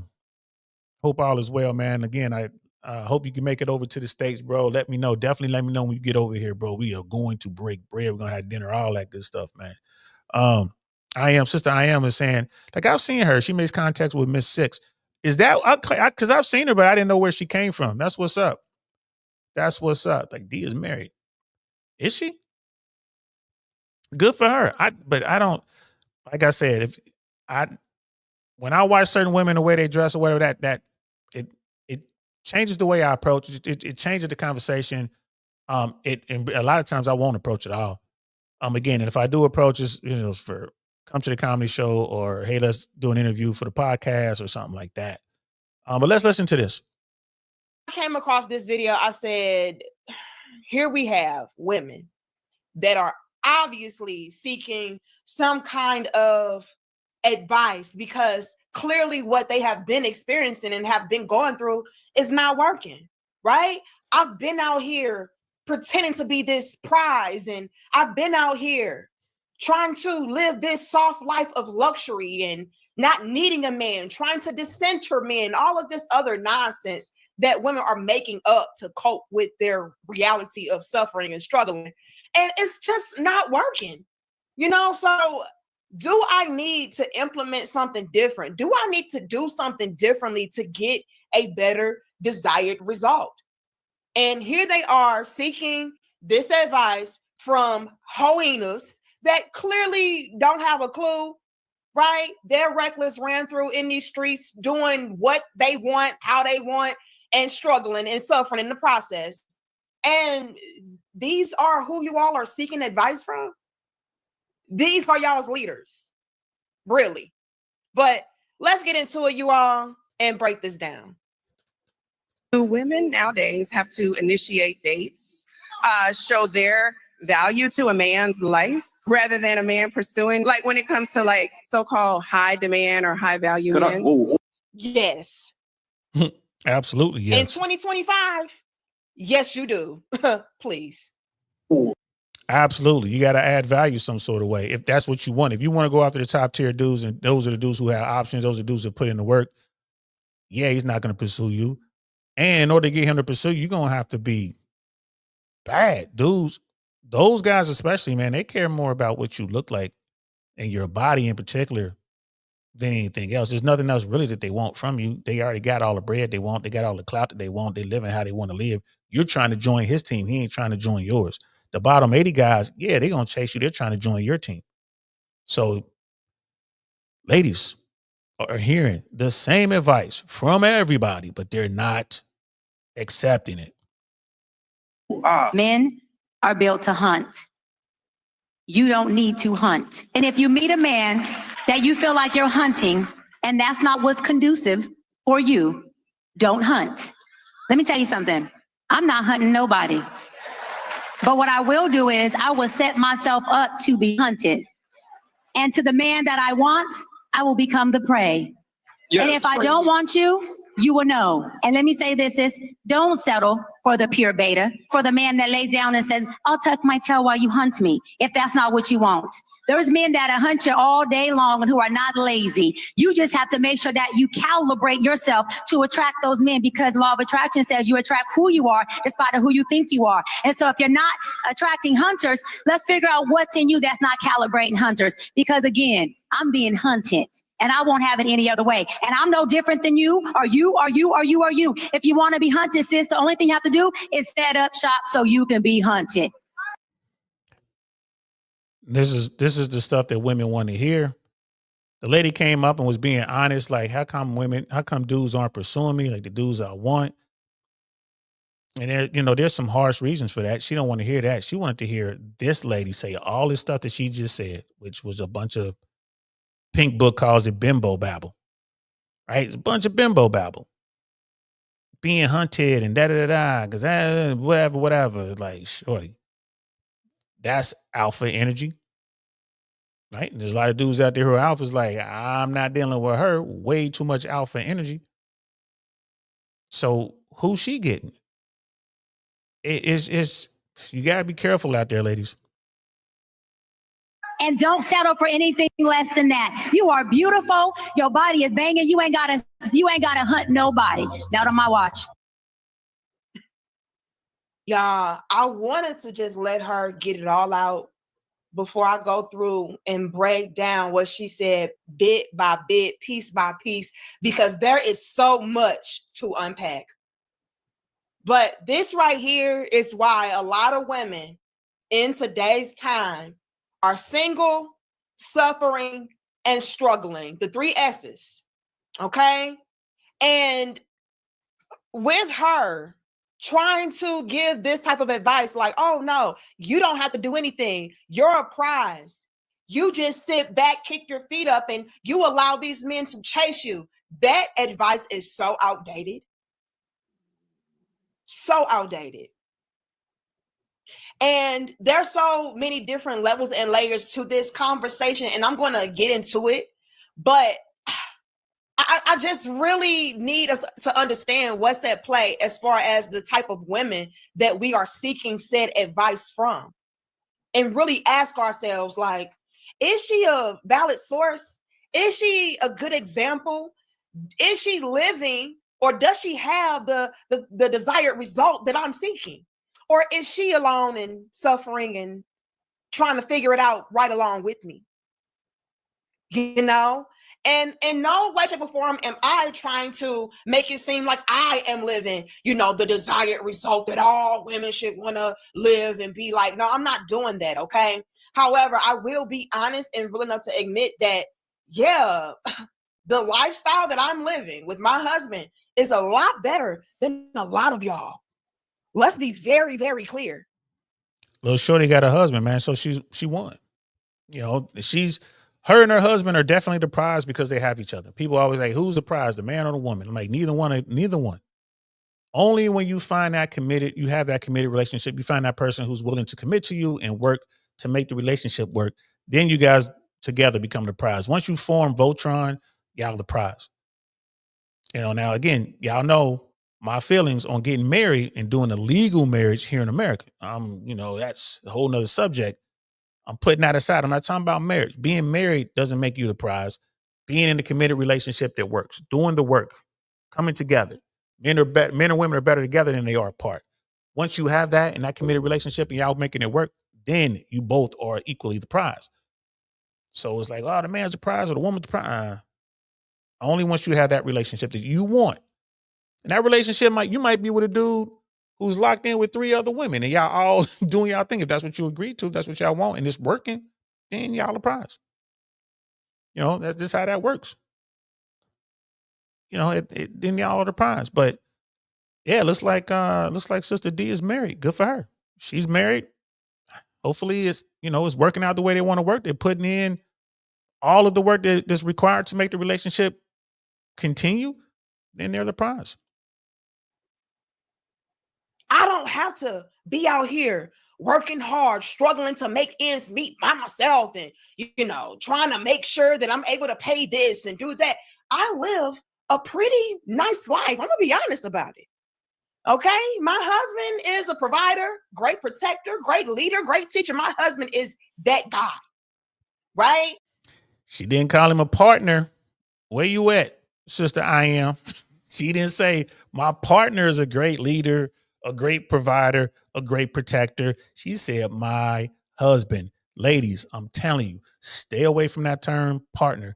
When you got a guy who's into you and he's considering merging his life with yours and being all that to you, and then you introduce him as your partner, or someone says, hey, who's your partner? You don't correct them. Hey, I don't have a partner. I have a husband. I have a man, soon to be husband. I have a significant other.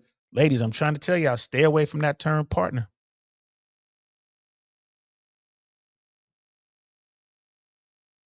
So I get to pretty much do what I want to do, when I want to do it, how I want to do it, and my husband is very supportive of whatever those things may be, right? So I'm not out here in struggle mode. I'm not out here in survival mode. Like, I'm very much so living a quote unquote soft life. Now, is it perfect? No, nobody's life is perfect, but it's damn sure worth it, baby girl.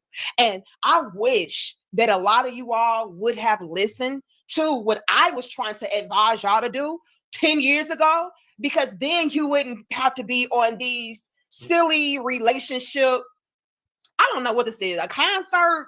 I don't know what the hell this is, but you wouldn't have to be on here as a very seasoned older woman asking about, do I have to let a man know that I like him, or, do I make him chase me? Like that's childish. This is kindergarten level nonsense. Let's be clear. And y'all like the video. But again, they didn't want to listen to me. I was a pick me. I was a pander. I was too young to know what I was talking about. I was setting women back. Look at me now at 33 years old. I'll be 34 in less than a month. February 1st. Shout out to my Aquarians, okay? And I'm doing very well. And here y'all are at 45, 50, talking about, where the good men at? They were back then 20 years ago. You said he was lame. You said he was boring. You said that you were too lit to be settled down. You were going through your whole phase. Remember that? So yeah, a lot of y'all have already missed that boat, baby girls. Or should I say baby grandmas? Because a lot of y'all are way too damn old to be in these type of situations. And then y'all are seeking this advice from women who are still in the streets, who still don't have nothing figured out for her damn self. But let's get into it. Like the video. This is the kind of advice that stings, and women don't want to hear it. You look at the red pill world, you look at the manosphere. This is all the advice that men get, it stings. You're fat. You got to get into the gym. You're broken. You got to get out here and make some money. You gotta figure it out. You got to go out here and work extra jobs. You got to get a better career going, but you're still gonna need your side hustle, and you're gonna need a little part-time job. You need to stop. You smell bad. You need to cut your hair. You need to make better fashion choices. You need to buy a nice cologne. It's all these things that men need to do. Like, you need to do this, and this. You need to start now. You need to quit bitching and moaning, You need to stop doing this. You need to learn how to socialize. You need to learn how to talk to people. That's the mano swamp. That's the manosphere. That's the red pill world. Women, they don't like that. You tell them some stuff like that, bro, they don't like that. They get mad. That's too hard. Can't I just open my legs? Can I just take my clothes off? Right? Like we were talking about the other video. That's too hard. Can I just direct adult film movies and, do that? What? I'm just trying to get to the bag. I don't care. I ain't trying to do the hard work to get there. And same thing with the older woman here talking about, do I need to pursue a man? Yeah. Where you at in the game? Yes, you need to pursue a dude. Because I'm looking at like, baby, you got a lot going on over here. You need to pursue a dude. You need to, yeah, absolutely. And yeah, you're not getting a top tier guy. The best you can hope for is maybe a guy who's at the top of the bottom 80. But you can forget about getting those dudes up there in the top 20. They don't want to hear that. And they're not going to pay to hear that. And that's the thing. That's this big, TED Talk, woman power empowerment conference thing, whatever it is. They're coming there so they can be told what they want to hear. And they're going to gladly pay more money to hear it. all right, I'm just going to sit back and let these men chase me. No one is going to chase that woman. No dude who gets game is in the top tier is going to chase that woman. There's some dudes out there that might smash on a slow Tuesday, but he is not going to chase that woman. They don't want to hear that. Share the video and subscribe. This woman asked, do women nowadays pretty much have to approach men, have to let a man know that, hey, I'm interested in you? Do women have to do that? And my answer is yes. And can I be bold enough to say that there was nothing ever wrong with a woman pursuing a man? I don't care what these females talk about. Oh, a man should always chase you. And when you do this and you do that, you're letting him know that you're desperate. And no. It's about a mutual exchange. And we know the energy. We know when somebody's thrilling us and when they're not. We know when we're being used and when we're not. So it's nothing wrong with letting a man know, hey, I like your vibe, or can we talk, or can we link up? There's nothing wrong with that. But if he's meeting you with energy that, again, is not mutual, is not hidden on the same frequency and vibration that you are on or where you're at, then yeah, back away then. But no, y'all could be missing out on y'all husband because you were told to make him chase you. And we're too grown for that. She has a point. I know I've been out and about, and it's normally when you're dealing with a woman who's with a group of her friends. There might be 3 or 4 of them or something like that. You see a woman, you guys catch eyes, you're like, oh man, she's fit, she's friendly, right? She's feminine, but her friends aren't. But she is. She's the dime in the crew. They all want her because men are attracted to her, and she has a great attitude, and guys come up. Right? So you go up and you start talking to her, and before you can get a word in, her hyena friends that are with her start talking all kind of trash. Why? Because they know you're not over there to talk to them. They start running interference. Who you? What you doing over here? Or you gonna get her a drink? Well, we want drinks too. Just completely messing everything off, throwing off the vibe, as you young kids like to say. And I'm at a point now, again, I don't even try to talk to them women. I just don't. And I'll watch guys go up and try to talk to this beautiful woman who's cool. The woman's trying to talk, but the friends are just salting the game all out. So ladies, y'all need to be discerning as to who you go out with. Quit hanging out with unattractive, unhappy, women. Stop doing it. Stop hanging out with the other ones too. Stop hanging out with the freaky ones too now. Because if you're out with a bunch of 304s, the assumption is you're a 304 too. And you're going to get the kind of game that they get. They're just going to draw the type of dudes that they draw. So ladies, you need to really be careful as to who you out with. I don't know why beautiful women just don't hang out with beautiful women. I've never understood that. It's like, why you go out here, you meet this one amazing woman and she's with 3 or 4 just horrible women. Why? All races. It's not one community. I ain't talking about black. I'm talking about all women in this country. I've seen it in every community. Why are y'all hanging? Like, baby, I've asked a bunch of them, why are you hanging out with these women? Let me get your number. This is before social media. Like, yo, let me get your number. I would love to continue this conversation, but I can't be around these people. I'm about to hurt their feelings. So let me hear. Here's my number. Let me get your number, and we'll catch up soon. Yeah. And she'll give me the number. Like, okay. And she get it. Like, why are you hanging out with these women? Stay away from them people. I think that's in the book of power, right? In that book, it's like you should avoid unlucky and unhappy and unlucky people. I think that's what it said. You should avoid unhappy and unlucky people. Something like that. I haven't read the book in years. I got it behind me. Here's right there. I'm going to have to pull it out and reread it. Mandrell's like, yeah, it makes them stand out. Well, the ugly women, the unattractive women, the crass women, the unhappy women want the hot woman because the hot woman is going to bring the cool dudes to the table. I see what you're saying. The hot girl wants to be around the ugly women because it makes her stand out because the rest of them are unattractive. I guess. And Brother Smeebles, bro, I look forward to that, man. Hit me up, man. Definitely hit me up, bro. Here in Florida, I think you're going to like it here in Florida, man. Tampa's fire. And like I said, we can shoot down to Miami. It's good times, bro. Good times. And if we know you come here, bro, we can hit up Brother Mandrell, man. Come down here, man. We go to the range and do some shooting and all that kind of stuff too. You come to America, man, you got to shoot some guns, bro. Can't leave the country without shooting some guns. And boy, do we got some guns for you to shoot. Let's listen to a little bit more and then we're gonna wrap this up. But let's get into it. Do women nowadays have to initiate dates, show their value to a man's life rather than a man pursuing, like when it comes to like so-called high demand or high value men? Absolutely. Yes. And here's the thing about it. The mere fact alone that we felt like this was something that was problematic is one of the main reasons why a lot of y'all are set back today. Like I said earlier, there was nothing ever wrong with a woman pursuing, with a woman initiating,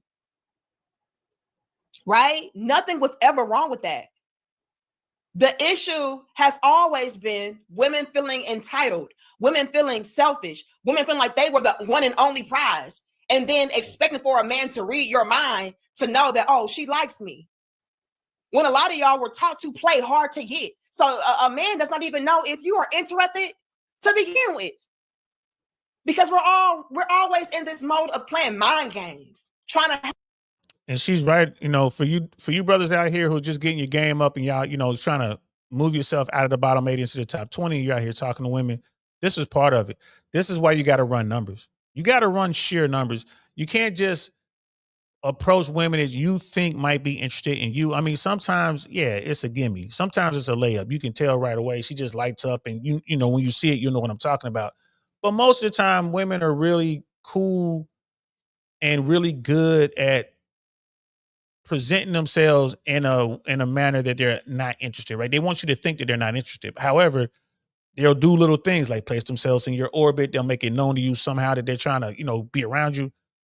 So, I tell dudes, especially when you first getting started, you're out here trying to holler, whatever, you new to this, just run numbers, man. Just talk to as many women. ABTS, man, always be talking shit. Whenever you see a woman, start hollering at her. You just break the ice, talk to her, see what time it is. Just do that. Every woman that you see, just talk to them. Hey, how you doing? What's going on here? You know what I mean? Or, hey, that's a nice bag you have. Or, wow, your nails look nice. Whatever. Just talk to her, and then you'll find out through that conversation if she's trying to holler at you or not. She'll let you know, like, if you see she's married, like, oh, you didn't notice the ring right away, or she's in a long-term relationship, she'll tell you. That doesn't mean you can't have a pleasant conversation. So I always tell dudes, don't worry about that. Don't worry about only talking to the women that you think like you, man. Just talk to all the women. And I suggest that you start with the most beautiful woman in the spot. That's what I do. Go over to the finest woman, talk to her, and then work your way down from there. Have leverage and control.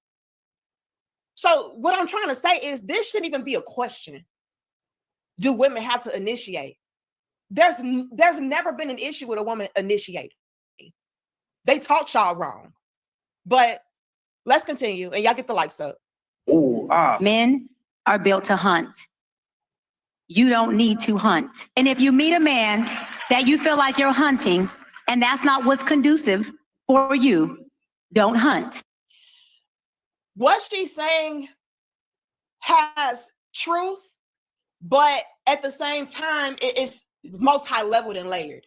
So on one hand, I agree with her when she's saying, look, if a man is not trying to hunt you back, or if a man is not trying to quote unquote initiate or pursue you back, then you abort mission. I can agree with that. But to say that as a woman, oh no, we don't hunt. We see female animals, because we are animals, whether y'all want to agree with that or not, we see female animals hunting all the time.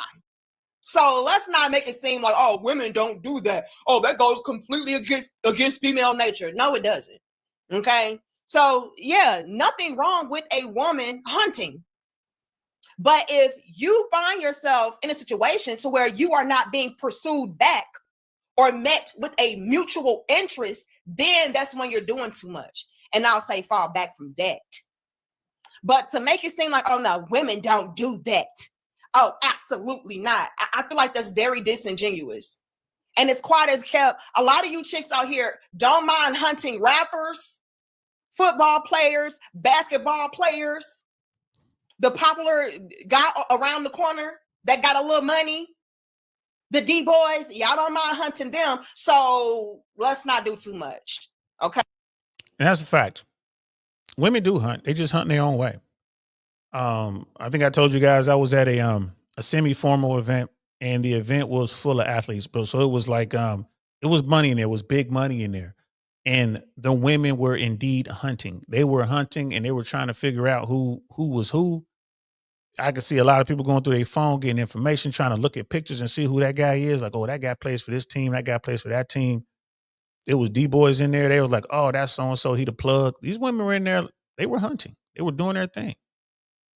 Yeah, they were wearing their gowns or whatever, but at the end of the day, they were still doing 3 or 4 stuff.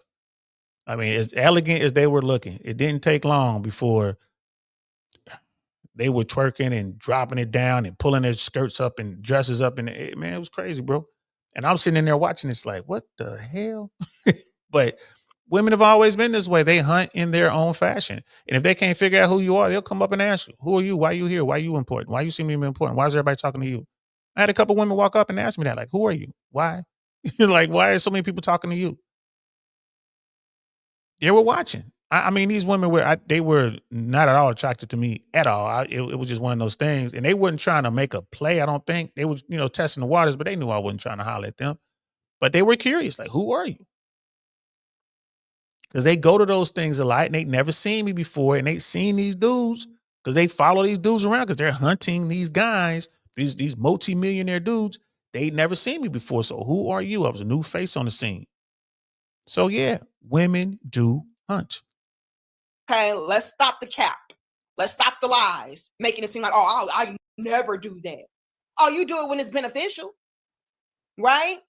So fellas, please believe me, and a lot of y'all can attest to this, when a woman really likes you and she really finds value in you, she will pursue you. She will initiate. A lot of y'all are that guy that has been pursued. So let's not make it seem like, oh no, I don't do that. A woman never does that. And here's a level that I also want to get into that I feel like it's losing its relevancy, but nonetheless, I do feel like it is something worthy enough to touch base upon. And y'all like the video, share the video, and subscribe. Same thing over here. Do all that. She goes on to say later in this clip that, she does not hunt. And she's no different than any other woman out in that audience or whatever the case may have been. But she went on to say, well, I will put myself in the path of the guys that I want, right? I bet that's what she's going to say, because I peeped that. I'm like, oh, she just said she'll basically place herself in the guy's orbit, which is what I talk about all the time. I'm paraphrasing, but that's what I mean. That's what I mean when women put themselves in front of you. They're putting themselves in your orbit.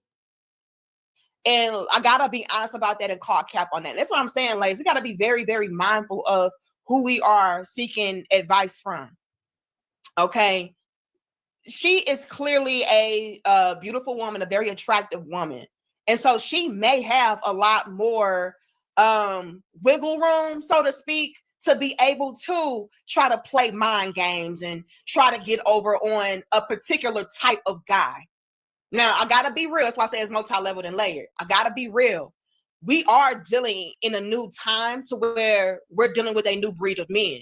And a lot of the men out there, they're not even checking for a woman if she is not in alignment, no matter how beautiful she is, no matter how attractive she is, which is why she's also, in my opinion, fighting herself to be single, because the quality of man that she desires to be with does not desire to be with her. Facts. Right. And when I say the desired type of man that she's wanting to be with, I'm talking about that masculine, assertive man, the man that is a go-getter, that's ambitious, that's a great provider, a great protector, a great leader.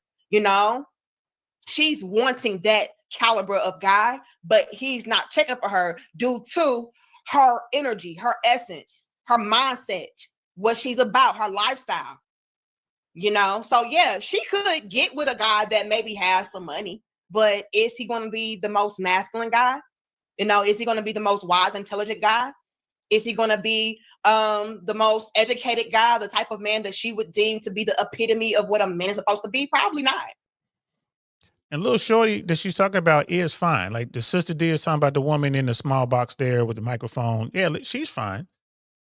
But the question is, as beautiful as she is, could she compete with her younger self? Like, could she compete with her 23-year-old self? Nah, because when she was 23 years old, she was probably way finer. The guy that she wants, that masculine guy, that alpha dude, that top tier dude, he's going after a woman that still possesses that type of beauty. But will that same guy still smash this woman right here? Yeah, he'll smash her. Yeah, she is cute. She got on makeup or whatever, a lot of makeup, but she got pretty eyes and all that kind of stuff. She got her hair in a bunch, let her hair down to probably be curly and cute looking and all that. Yeah. Yeah, can absolutely get it. But is dude gonna take her serious? Even if she can get to the top of the rotation, the first day she tries to get big and say some, whatever, she gets all masculine, he's gonna leave her. He is not gonna deal with that type of woman. He's gonna leave her. Like, all right, I'm done. And he's definitely gonna have a rotation going, even if she got married, she's gonna be dealing with a dude who's gonna be out there doing this thing. So she's talking all this stuff. She's talking real big, but at the end of the day, she's wrong. She would have to settle, which is why she's finding herself single, because again, it's damn if I do, damn if I don't. I set myself up to be passed up. I set myself up to be passed around. So I might as well be single. See, a lot of these chicks, like this woman here, they set themselves up to might as well be single, because if I do enter into a relationship, I'm more than likely going to be the one that is the dominant, more masculine figure. And a lot of women, let's be honest, we don't want that, especially the more accomplished you are, the more you have going on for yourself. Yeah, you're going to want a man that is above you in a whole bunch of different levels and layers, whether it be financially, emotionally, mentally, energetically, all of that. And she's probably more than likely not going to find that guy because he's not checking for her. And again, it does not matter how beautiful she is. But again, going back to that level and layer, she still is attractive though. She still is beautiful. So where she can have guys that may have, a little something going on for themselves, checking for her, chasing up behind her, it's disingenuous of her to make it seem like other women would have that same outcome and that same result. They won't. Right. And she's telling some woman who is nowhere near her level as far as beauty and all that, sophistication. There's no way that woman was like, do I have to chase men? That woman that asked that question, yes, you have to chase men. You have to chase men. This woman right here, like she's attractive. She's like, again, a few extra pounds. She's older. She's going to be able to get dudes in the top 20, but maybe they're at the bottom end of that top 20. Or she'll be able to get those guys at the upper end of the bottom 80, working their way up or whatever. She'll be able to get that. That might be a dude who would tolerate a lot more of her BS. But even those dudes would get tired of it because they're like, oh, I just got into the top 20%, man. Forget her. I'm about to go over here and get this. And that same woman would be complaining, these men, they use you up and then they go get someone younger. It's like, nah, baby, you played yourself. He was trying to holler at you, but you went too hard. You wanted to be the big guy. So he moved on. He got somebody who appreciated him. He got someone that wanted a leader, right? She's walking around looking for a partner. He was looking for a wife, and she got left behind. They're not as beautiful or not as attractive as you are, so no, they probably will have to initiate. And I'm going to be honest. Hell, even the beautiful women are going to have to initiate as well. And let me say this, and y'all like the video. I myself initiated contact with my husband. Man, so I'm not saying something that I have not done. Don DeMarco on that. I was the first one to reach out to my husband and email him or inbox him, whatever it was. Facebook, Messenger. Okay, I say email. Lord have mercy. But guess what? The vibes were mutual. It was like, oh, okay, what's up? So it's nothing wrong with that. And here I am 13 years later with my husband. So you just never know. You know what I'm saying? The vibes are mutual because dude was like, y'all want to smash, bro. She got them big twins. I want to smash. She got that body. And then she added value when she got to talking to dude. She became irreplaceable. And he's like, oh man, I want to marry this woman. That's what happened. She came in like, yes, I'm going to follow your lead. I want your covering, your protection, your whatever. I want to be your wife. That's why dude was like, bet I'm going to marry this woman. And I hope he vetted her. You know what I mean? Like, but I'm gonna marry this woman. That's what happened. But like, she kept it 100. Had to reach out to dude. Why? She probably wasn't on his radar, or he had a bunch of other choices. Ladies, y'all got to realize that these top tier dudes, they got choices, and then you'll have dudes out there who are just sick of the game, and no matter how fine you are, they just don't want to deal with it. They just don't want to deal with it. I've had women come up to me like, "Damn, how come you didn't talk to me? I saw you in here 6 months ago, and blah blah blah. How come you didn't talk to me?" I'm like, "Hey, baby, I would not be talking to you now if you hadn't come over here and start this conversation." And she's like, "Why is that?" Like, just tired of dealing with these women. Most times the juice isn't worth the squeeze, but I mean, I'm glad we're talking. You seem pretty cool, and you go from there. Saying like, don't get caught up in, oh, I'm too cute for that, and I'm too much of a boss chick for that, and I'm too sexy for that. Like, don't do that. Do not get wrapped up in the whole I am the prize mindset. You're gonna miss out. Okay, but let's continue. Let me tell you something. I'm not hunting nobody. But what I will do is I will set myself up to be hunted. And this is the part I was talking about. She's like, I'll set myself up to be hunted, which means she'll put herself in your path. She'll put herself in your orbit. Fellas, this is what you need to be looking out for. Women will do this. They do it all the time. They do it all the time. With all her boss babe energy and all this kind of stuff, right? She still said it like, well, I'm not hunting anyone, but I'll set myself up to be hunted, which means you're hunting this dude. You are hunting this guy. You do want this guy to come holler at you. And this is your way of doing it. Right? Back in the day, they would cover their mouth or whatever, and they bat their eyelashes and they would drop a handkerchief, and the guy would run over and pick up the handkerchief. That was their way of flirting back in the, 1700s or whatever. It's way different now, but it's the same premise, man. She will put herself in your orbit. Let's listen to this last little bit and then we'll wrap it up. And you are. And not in a good way. This chick here is going to set herself up to be haunted by poor decisions, regret, remorse, all of that. So she's going to be haunted, not hunted. Okay. But y'all know, yeah, they be saying hunted and hunted. Y'all know. Okay. You're going to be haunted, man, by your past regrets and choices and mistakes of your life. And you are currently still to this day doing the same nonsense. So you're really going to be haunted, man. And if these other women follow up behind you, thinking that they can have the same type of result, and I'm not even saying that you have a good result because you clearly don't.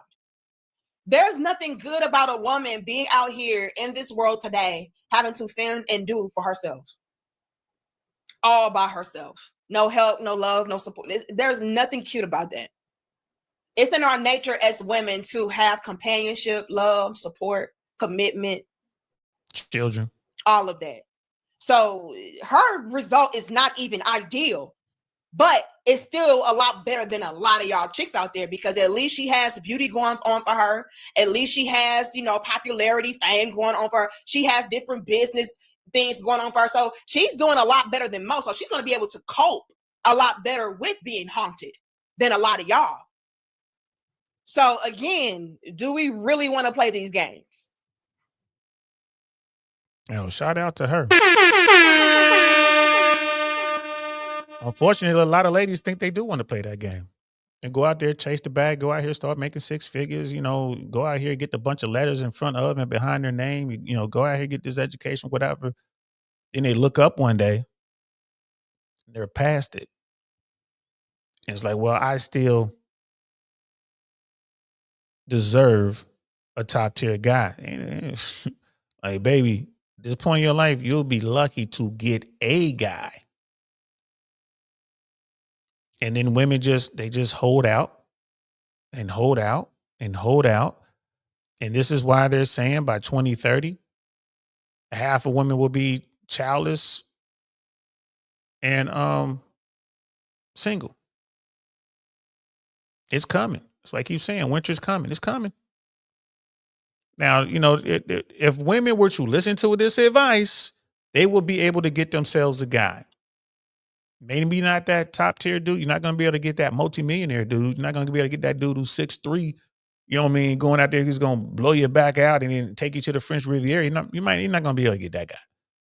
But you will be able to get you a dude who's going to love you, respect you, He's going to want you to be his wife, not his partner. And you guys could go on and have a good life together, whatever's left. Like you're someone like me, I'm well into my 50s. Like the next move I make is just someone to enjoy the last stages of my life. I know you guys are like, man, you ain't that old, Unc. I'm just saying, man, let's keep it real. If I find someone, by the time I vet her and all that stuff, and this is someone I want to be with, we're just going to ride it out. All the fun, we've done all our stuff. You know what I mean? We'll travel together, whatever, but the crazy days are past me. I'm just looking for somebody to ride off into the sunset or float off into the sunset with that's a good companion. That's what I'm looking for. Right? But a lot of these ladies, I mean, you're talking about women who are like in their 30s, early to mid 30s, into their 40s, mid 40s.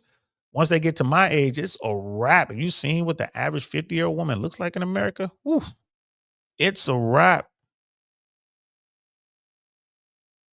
It's like, yeah, you definitely want to be wise before you have kids. That's true. It's preferable to have your husband and then decide to have kids.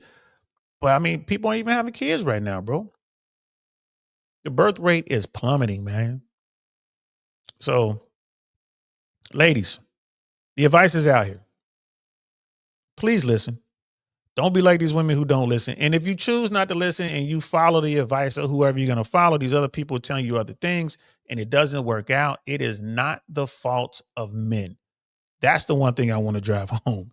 It is not our fault that you didn't listen to what we were telling you. I love it when women tell me what high value men want. I know what a man wants. Like, do you? How long have you been a man? I know what it's like to be a man. No, you don't. Not even. If we can just give you male testosterone for a week, you probably go crazy. You want your mind to blow, a gasket or something. Just like I don't know what it's like to be a woman. I can observe it all day long. I got a little woman walking around the house right now, my daughter. She's growing and growing and growing. It's just like, my goodness. Right? My cousin was raised around women. His mom, his sisters, right? But he still doesn't know what it's like to be a woman. Right? So when stuff comes down, if a woman gives me advice about womanly things, I'm listening to her.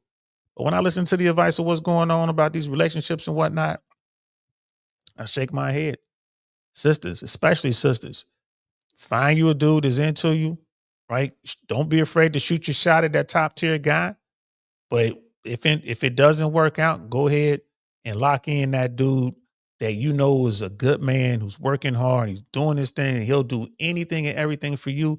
Go ahead and lock that guy in. Help him become the best version of himself. And then you guys can go on and build something. But the problem is women don't want to build. We saw that video with tacos and shawarma. They don't want to build. Right? They're only going to put in work for a short amount of time. They're like, I want to see all the results right now. I want it now. And that's the problem. That's the problem. Ladies, you're going to have to do the work. Just a little bit of work. And get you a guy that's into you, and you guys could go out and build and enjoy that. That's my advice to y'all. Right? And for all you women out there who want to be chased and y'all boss babes or whatever, I mean, if you got a nice body, you kind of cute, holler at Uncle Saint. I'll break you off with this little joystick. You know what I mean? Holler at Uncle Saint. I'll come over here and say all those things. I'll tell you exactly what you want to hear. Holla, holla, holla, holla, holla, holla, holla, holla, holla. I'll tell you exactly what you want to hear just so I can blow that back out. And then after that, you know what I mean? Especially if it's good, we can go to Cheesecake Factory or something, get a taco somewhere, go to Bob's Taco Shack or something. I guess it'll be Pablo's Taco Shack or something. But that's it. I'm not going to deal with your alpha mentality. I'm not going to deal with your manly ways. I'm not. I'll smash, have a couple laughs. I'll even bring you to one of my concerts. Let you sit in the green room with me and all that kind of stuff. Put you at the VIP booth. But you're just there for the Foxy Brown. That's it. That's how the game goes. Don't get mad at me. Don't hate me, the player. If you don't like this deal, hate the game. And remember, ladies are the one who control the Foxy Brown. So don't get mad at me if you gave it to me. You gave it to me. It's like, yeah, I'm with you on those eyelashes, bro. Those eyelashes got to go. I'm hoping that phase is out this year. That stuff is crazy looking. Even the crazy nails. But anyway, that's all we got, man. I hope y'all enjoyed that, bro. I appreciate everyone who was here. Sister we got to get you on this platform, girl. I want to bring you up and let's talk about the Joy Taylor situation, sis. If you're still listening to me, let's talk about the Joy Taylor situation. Let's do a show. I think that'd be a great show.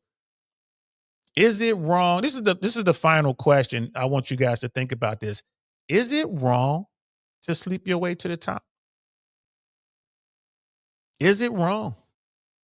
Is it wrong to sleep your way to the top? I'll tell you right now, as a man, if I could sleep my way to the top, I just, breaking the hips of a bunch of, older women who are like my bosses, I would. Right? There's definitely a double standard though. Like, cause Joy, if it comes out that it's true that she was doing what she was doing, which again, I know people to run in those circles. I know the truth. I know what happened. It's a bad look for her. It's definitely a double standard. This is one of the double standards that don't help women. It hurts women. This is one of the few double standards that don't help women. Sleeping your way to the top is a bad look, especially when you out here talking about how professional you are and how good you got to be and how hard you got to work and all that. Oh, you got to work all this hard, but you over here bouncing up and down on this man's joystick to get this position. So yeah, sis, I'm gonna hit you up. Let's talk about that. Let's get you on here. Let's talk about the Joy Taylor situation. And is it okay for women to sleep their way to the top? Should we accept that? Should we, more to the point, should we applaud that? Should I be teaching, should we be teaching the young girls to do that? Right? We're going to make that happen, guys. I'm going to get Sister on here. We're going to have that conversation. Thanks for rocking out with me. This was a lot of fun. I'll be back on Monday, 5 p.m. Eastern Standard Time. I'll definitely keep putting up DL shorts, and I'll do some pre-recorded stuff and putting them up there. And we're just going to keep this going. Please please subscribe and all that good stuff. Please let people know, because y'all know we're making this happen. She's like, anytime it's on, we're going to try to make that happen on Monday, girl. We'll try to make it happen either Monday or Thursday. I'll hit you up. Yay, where's my yay button? Hold on. I know I got, there it is. There it is. We're going to make that happen, guys. That's going to be a good conversation. Make sure y'all tune in for that. We'll get the thumbnail and all that primed up and ready. So we're going to shoot for Monday or Thursday of this coming week. That'll be a good show. And if we do Thursday, it'll have to be, well, we could do our normal time. Thursday, I got a show Thursday night, comedy show Thursday night on the 23rd at Trillis. If you guys are in Tampa, come check it out. It's going to be fire. But that's it. I hope you guys enjoyed it. I enjoy rocking with you. I'm DL Saint. This is I Really Want to Know podcast. Peace. Nothing like I've ever seen. It's just a thing of beauty.